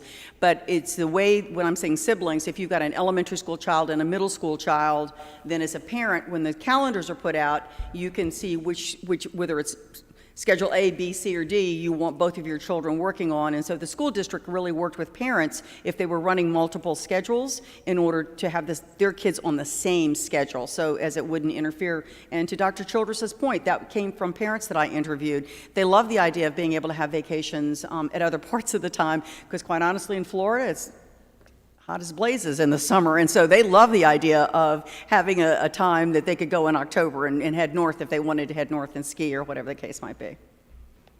Thank you, I appreciate it. Thank you. Thank you, Mr. Chairman. Senator Boyd. Quick question. For the districts that y'all have taken over, has this ever been considered for one of those districts? That's interesting that you asked that, Senator, because that is something that we are looking into, because I think we obviously, since we kind of own them, if you will, that's something that we are having discussions about. Absolutely. Senator McClendon. Thank you, Mr. Chairman. First, Dr. Wright, I want to thank you for what you do, and thank you for coming to the Blue Ribbon event up in DeSoto County You're welcome. for Center Hill High School. That's quite an honor. So let me repeat that. Center Hill High School won the National Blue Ribbon, the only high school in Mississippi to do that, and only one of 367 schools in the nation to earn the National Blue Ribbon. So hats off to Center Hill High. Yes, ma'am. Thank you. They do a great job. If a school district decides to do this, can they say some schools could be on this calendar and do this if they were having some issues with some kids, learning-wise, and not the rest of the schools? I'm sure the superintendent that would probably need some discussion, I would think. I think that the only statute that we have to abide by is the 180 days. So if they were ensuring that all children ended up with 180 days. I do think Dr. Childress brought up something else that I do think we need to be thinking about differently as we move forward. Seat time is one of those things. Competency-based learning is one of those things. All of these things can be rolled in, particularly now that we're in the COVID world, and it looks like we're going to be here for the next couple of years. I think this is a good opportunity for us to be looking at different ways of doing things, and that's part of a discussion that we'll have to take in a larger group. But he's bringing up some very key points that we've been having conversations about inside the department. And going by his numbers, with 2,700 in his school district, with DeSoto County having 35,000. And if we'd had 25% of the kids were enrolled, we're looking at 7,235,000, which is a substantial amount to try to come up with. That's true. Does federal funding come into this? Well, I think Dr. Childress has really brought up a very good point. Being able to make sure that you're utilizing all of your funds, because I'm sure part of his title dollars are probably being used to run an after-school program or his intercession. So that's a perfectly legitimate expense under title dollars. And so I think as a superintendent, you want to take a look at how much money you're coming in from the state, how much money is coming in from federal, how much money is my local school district giving me, and then plan for that. And see where your holes are. It may be that you might have to have a grant. You know, there are lots of grants out there for innovative kinds of things. Some districts have even hired grant writers, to be quite honest with you, so that they can be on the lookout for grants to supplement what school districts are getting. I think that it's got to be well planned, and Dr. Childress said that over and over and over again. It is a well planned, strategically developed process that involves the community and particularly the teachers and the administrators. And does this program help gifted as well? Excuse me? Absolutely. I mean, if I were the superintendent, I would make sure that the children that are in the AP classes or gifted and talented classes or whatever are providing those enrichment activities for them as well. Because any of those kind of project-based learning experiences are perfect for those kids. And so you've got to be thinking about all children. I know we tend to think about those that are struggling, but we have so many other children that aren't struggling that also can benefit from enrichment. And so I think as we look at this has to be looked at for all kids, not just some kids. No doubt we've got to look out for our little ones with disabilities, children that have English as an issue, children that are struggling behaviorally. Don't misunderstand, children that come from poverty. Don't misunderstand me about that. I know that. I totally recognize that. But we also, as educators, have to look out for all kids. Thank you. Thank you. Senator McMahon. Dr. Wright, thank you for your leadership in the state. You just said something about non-English speaking children, and since you brought it up, I wanted to take this opportunity because I meet with my school superintendents carefully and listen to them carefully about what they have to share with me. One of the school systems I represent has several thousand students, but they actually were cost an entire letter grade on the accountability model because of 36 non-speaking English students. Mm-hmm. And since you brought it up, I'll hope that we all might give some consideration to the accountability model for non-English speaking students, and maybe not fully counted in one calendar year, but let's give a non-English speaking student the opportunity 1, 2, 3 years to catch up on English before they go into the accountability model.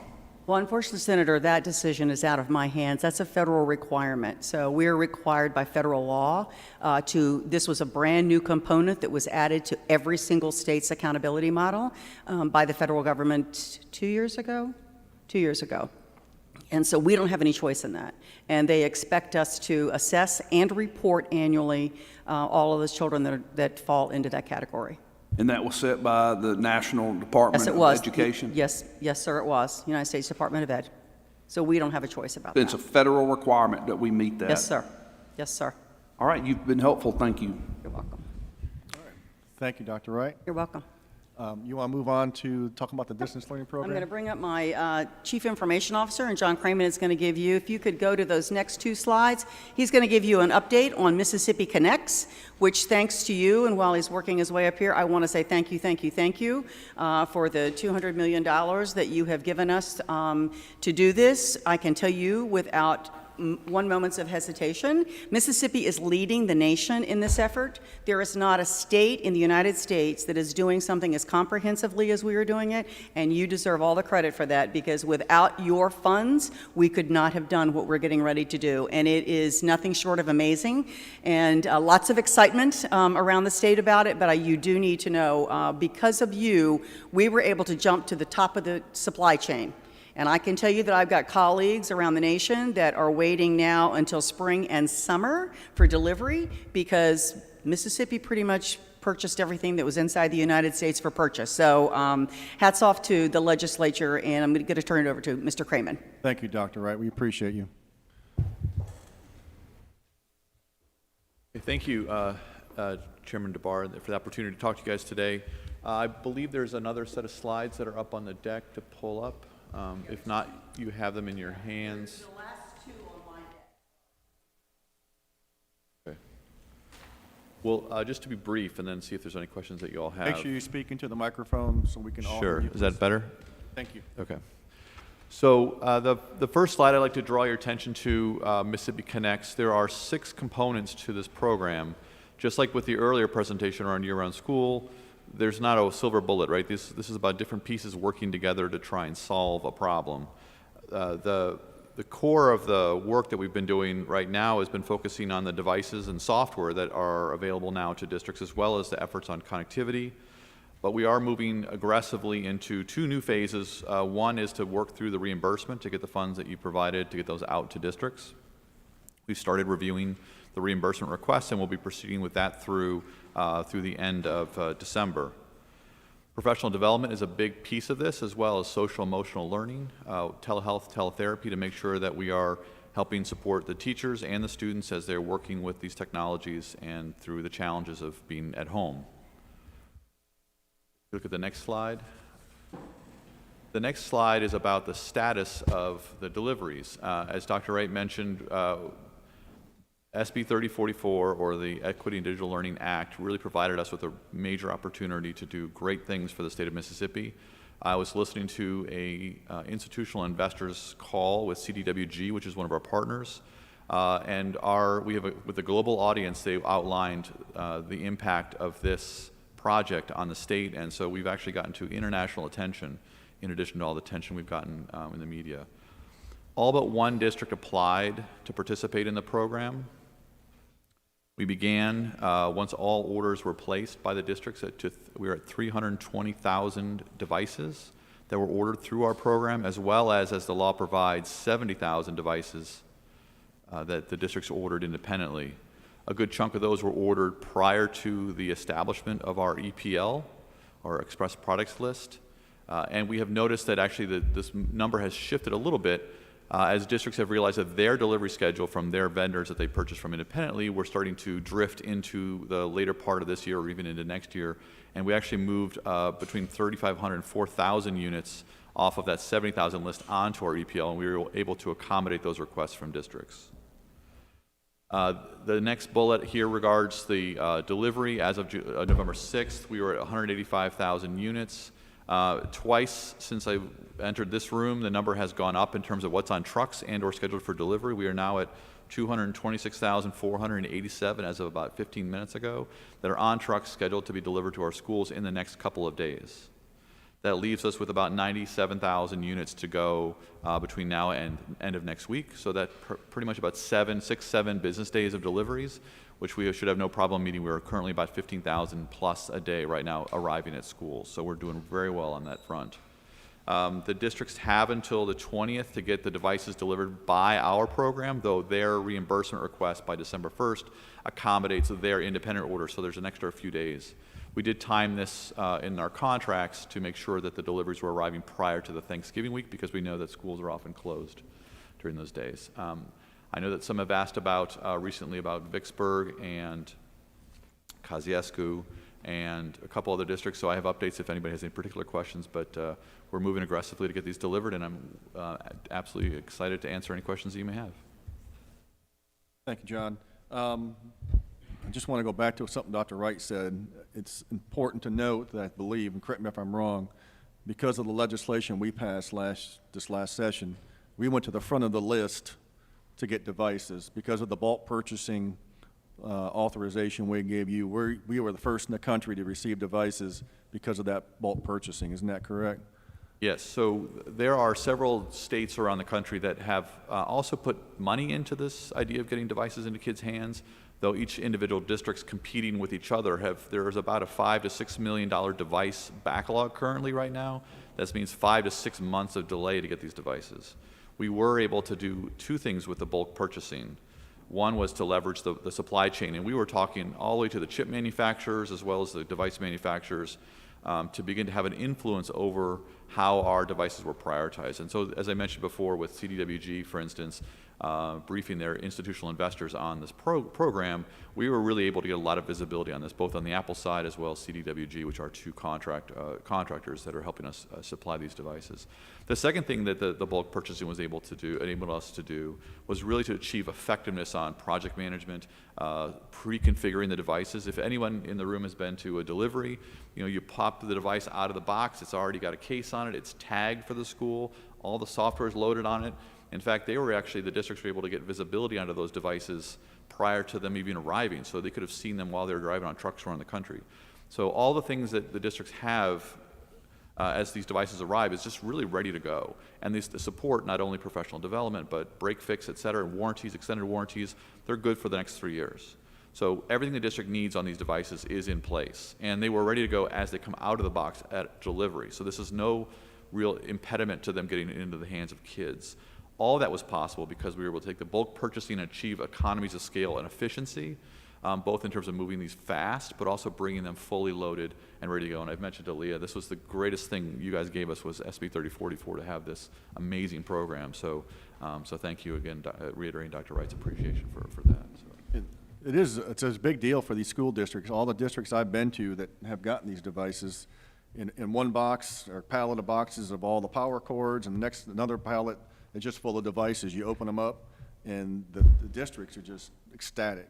And the boxes even have their school logos on it. They were talking about, oh, they even got our school logos on them. So what you've been doing has been amazing in getting them out as quickly as we have.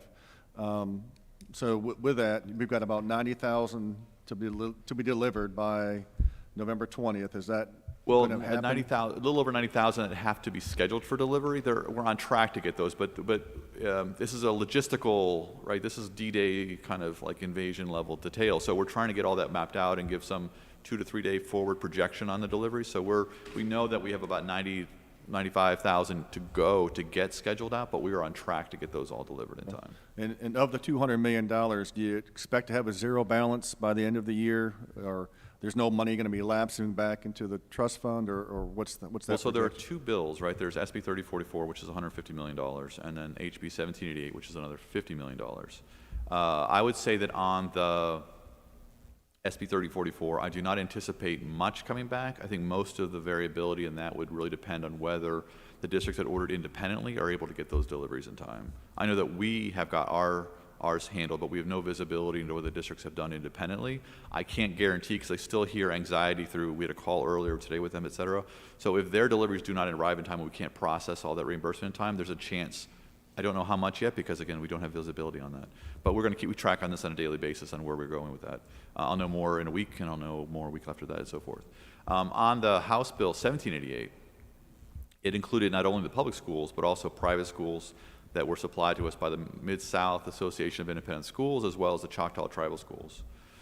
We've seen in terms of the response back that most districts responded back that they were intending to spend the money that was granted to them. That was something that was directly granted to them through a reimbursement program, but that they were responsible for doing all the negotiation with the vendors. That piece, I think, is going to be a little bit hard, and I think that the challenge I see right now with the districts is getting equipment in and installed for infrastructure is very, very hard to do with limited time and resources, meaning how many engineers are around to do this work. So I do not yet know, but I think it's going to be, there will be some money from, I imagine, from HB 1788 going back into the unemployment fund next month. How much, I do not know. It might be significant, maybe over $10 million, maybe $20 million going back of the $50 million. But we can't see that because, again, we don't have visibility. It's all, as the law prescribes, being negotiated directly by the districts with the vendors. Thank you. Does any member of the committee have questions for Mr. Cramen? Senator Bryan? You mentioned that some districts have not been able to receive some of the things that they ordered because of delays. How does that affect their ability to get reimbursed? So again, with regard to SB 3044, if they've received the products, it's not a problem at all. If they receive them into the month of December, we have a deadline that we've established for December 1st for requesting reimbursement, though we have some flexibility around that.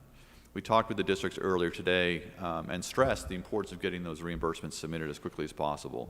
The more that we wait until the last minute, the more that builds up at the department to process. And it's probably about 30 weeks worth of work to process the volume of what we anticipate. The more we get in sooner, the more we'll be able to process those out. But if devices arrive or any other products that the districts have ordered independently arrive late, depends on how late it is. If it's not that we don't have the reimbursement documentation we need, which is evidence of not just delivery but of payment, if that's not received in time before the December 29th deadline, then that money will be swept into the unemployment benefits fund. What's a district to do if a district has placed an order and in all good faith they thought that the products would be delivered and they're just not going to get delivered by December the 1st? Where does that place them in terms of reimbursement?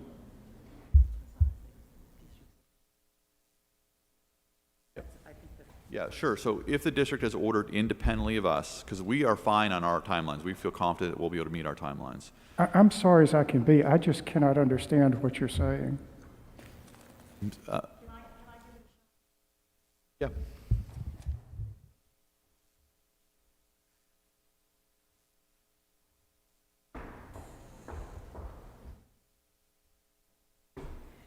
Per Senate Bill 3044, districts had the option of either letting us purchase the devices or they could purchase them independently as long as they met the qualifications that were the specifications that were established in the bill and at a lower cost, at the same or lower cost. So there were districts that chose to do that independently of us. So the devices that we ordered are on track to be delivered. But if you ordered independently, I think what Mr. Kramer is trying to say is we don't have visibility on that. They can tell us what they've ordered, but if they've ordered independently from our order, then they're at the mercy of whoever they've ordered them from to get them here in time to get the reimbursement back to them. If they've ordered from us, which was what the big number was, the 320,000 devices is what we ordered. The 70,000 devices is what other districts ordered. So if they've ordered from other people, we can't guarantee their delivery. If they've ordered on the bulk of the 320, that's what we're on track to deliver. We know that. If a district ordered independently and in all good faith it thought the devices would be delivered, but in fact they're not going to be delivered by December the 1st, where does that leave them? We have worked with several districts that have reached out to us. I can tell you that. There were several districts that had ordered independently, and when the vendor called and said, there's no way we can get it to you in time, then John and his team, bless his heart, worked more than overtime to make sure that those districts' needs were met. But if we've got districts out there that ordered independently and have not contacted us, then we're under an even tighter timeline, and we really, to be honest with you, Senator, I don't know how to answer that question because I don't control the vendors that they ordered from. Are districts which ordered independently and not getting the supplies delivered in a situation where they're not going to be reimbursed? I couldn't tell you that as I stand here today. I can just tell you that 70,000 devices were ordered independently. And of those 70,000, I don't know how many we then incorporated into our... Between 3,500 and 4,000. Okay, so about 4,000 districts that ordered 4,000 of those 70,000 have contacted us saying, can we just get into your order? Because our vendor is telling us that we will not have this delivery in time. And we've accommodated anybody that's contacted us. But if a district did not do that, and if a district ordered independently, and if a district was assured that the devices would be delivered, but in fact they are not going to be delivered by December the 1st, does that mean the district is not going to be reimbursed? Go ahead. So let me just add on that point then, if a district receives, let's say hypothetically a district receives the devices a week later, it's now December 8th and they receive the devices. If they should have some preview of that, which they should be communicating directly to us to let us know that that's happening. Then, after December 8th, the devices are received, they have to then proceed as quickly as possible to make payment on the invoices for those devices so they can then submit reimbursement to us. We will do everything we can to accommodate that. The state law has the money collected on December 29th. That is not defined by us. And if that were not to happen, the federal money would be swept by the federal government on December 31st. We have no control over those two dates. So we will do everything in our power to accommodate the request. We would, of course, ask for some communication from the districts to help us understand their timelines and their constraints. But this is all state and federal law. If they have to be delivered, the invoice has to be paid before they can request reimbursement. Having deliveries arrive, say, on December 8th shortens that window. If a device gets delivered on December 28th, I would argue that it is impossible for us to be able to accommodate that purchase because the money is swept by law. That's in SB 3044. Yeah, I think that's the key. That's all I can do. I can't. So let me, I surrender. so there is a possibility that what you're saying is an invoice has to be paid before it can reimburse. Is that correct? And so if devices are delivered in January or February of next year, the invoice assumingly has not been paid, therefore they cannot be reimbursed for their. Money will have already been swept into the unemployment compensation fund prior to that on December 29th. Yeah. So the law says that you cannot pay it until, you cannot reimburse it until they have been, Correct. they paid their invoice. Yes. That's right. So it's a chance that a district will not be reimbursed. Okay. I think Senator Polk, I think you had some questions. Thank you, Mr. Chairman. Dr. Wright, I may have misunderstood, but when you were speaking just a moment ago, you said that you were listing the criteria that the local school districts had to meet for you to reimburse them if they ordered on their own. And did I hear you say one of those criteria was it had to be cheaper? No, sir, it's in the state, it's in the law that you passed. It has to be, has to meet the specifications and be at the same price or cheaper. Okay, okay. Now, I was speaking with Superintendent of Pedal Schools. I think they ordered independently of the state process. And he was telling me that they were getting their devices for $40 a unit cheaper. What would be missing on his as opposed to the state's, as a 320,000 device order certainly would get a better price, I would think, than a couple of thousand unit order?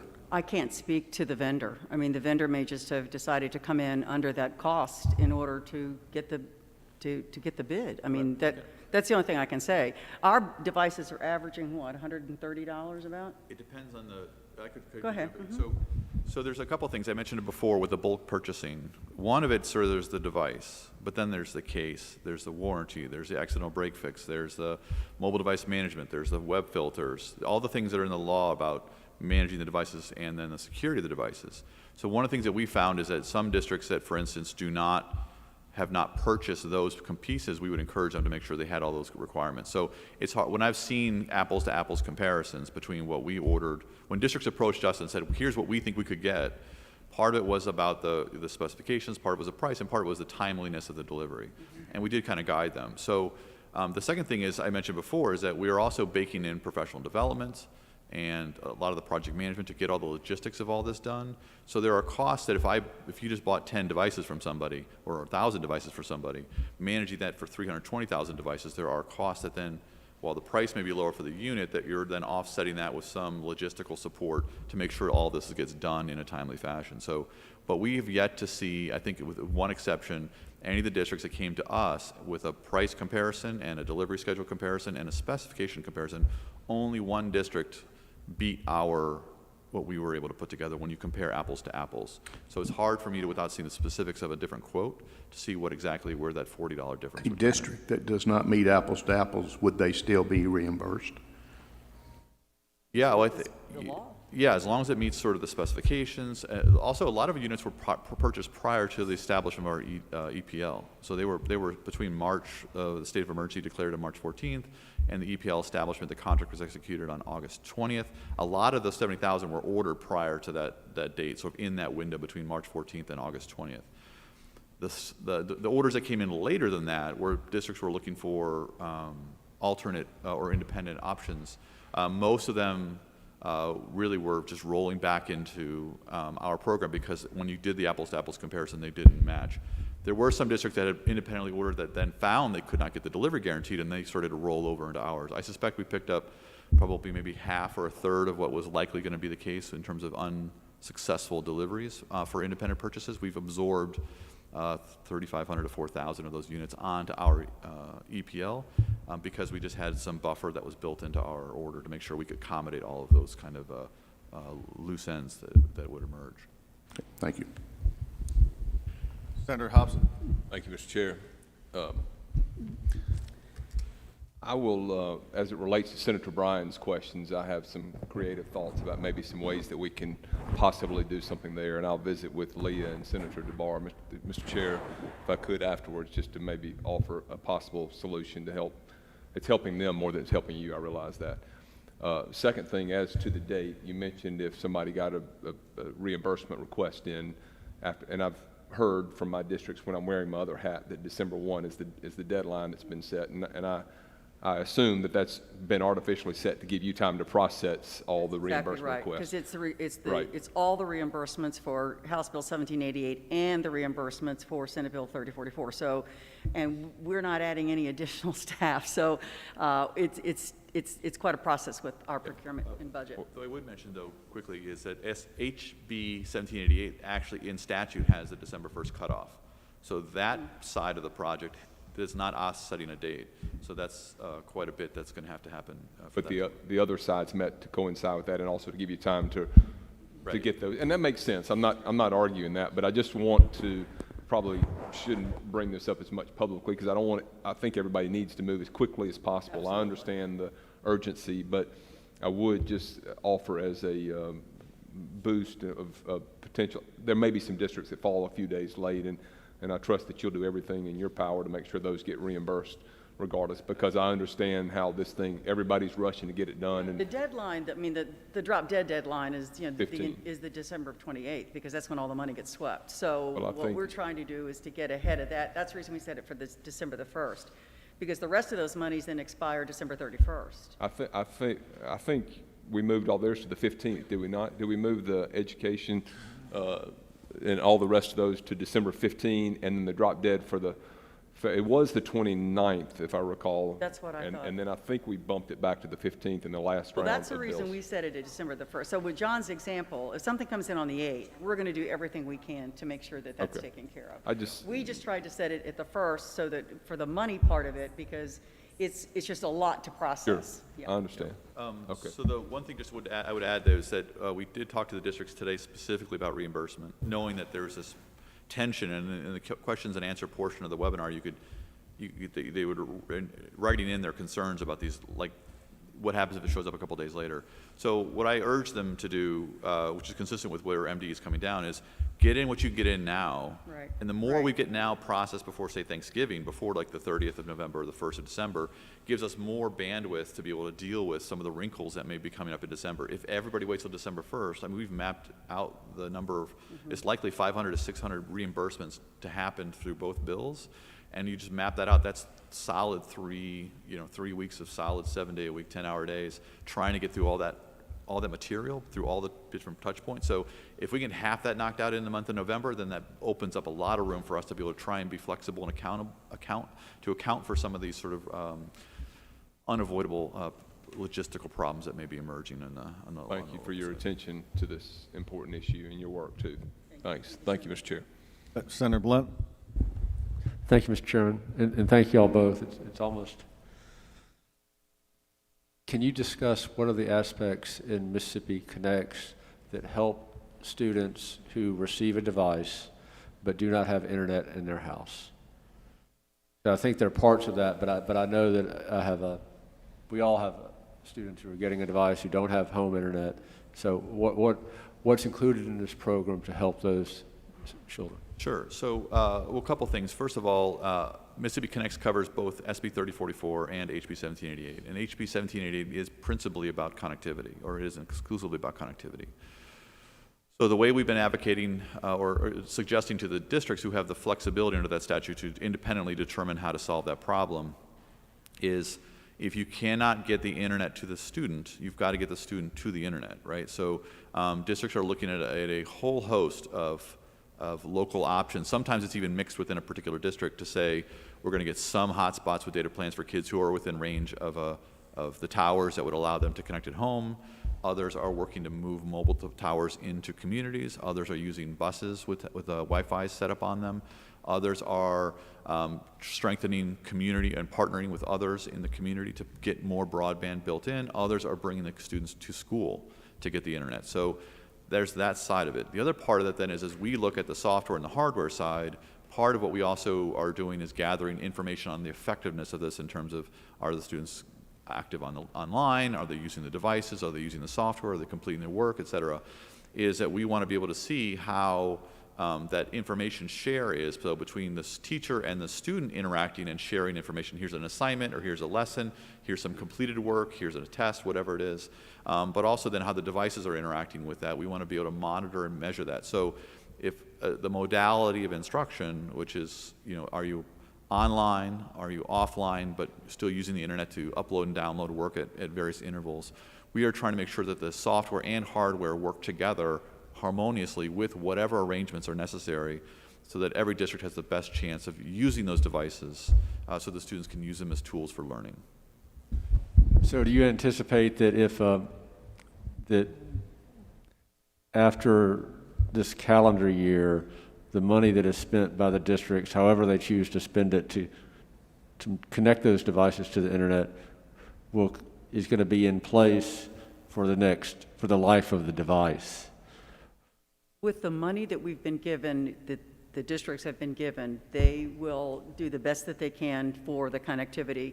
To be honest with you, connectivity is a national issue. It is not just a Mississippi issue. And we have been advocating at the federal level, quite honestly, for any other relief money that's coming, that it comes in the way of connectivity, broadband, et cetera, because it's just going to be needed. I mean, every state is screaming about the same thing, and particularly states that have a lot of rural areas that my colleagues, are in charge of. So I think the districts are doing the best that they can with what they've been given, but I think the one part that's I feel very good about with this plan is that we now have ensured that every district has a learning management system, which they did not all have before, and you can load curriculum onto learning management systems, and when children are close enough to download that onto their laptops, then they don't need to be connected if they don't have connectivity back at their house.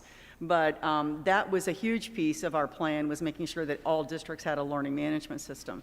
So that has been taken care of, and we're in the process now of looking at high-quality instructional materials to suggest to districts to load onto those learning management systems. So this is going to be an issue that's going to be with us for a few years, to be honest, until we can either get worldwide broadband in place or broadband laid, however it's going to happen. But it's going to need to be more than hotspots, I can tell you that, because there are just some areas, as well as I do, when you travel the state, you got to be in one spot at the right angle, at the right moment, with the wind blowing in a certain direction before before you're going to get a cell phone, right? And so we know that. And so that's not going to just be solved overnight. And I think it's something that we need to really think about with the federal government and additional relief money. We've been in touch with Senator Wicker's office, to be honest. He chairs Commerce, and said, as you're looking at this, this is the kind of thing that we around the nation need to be really thinking about long term.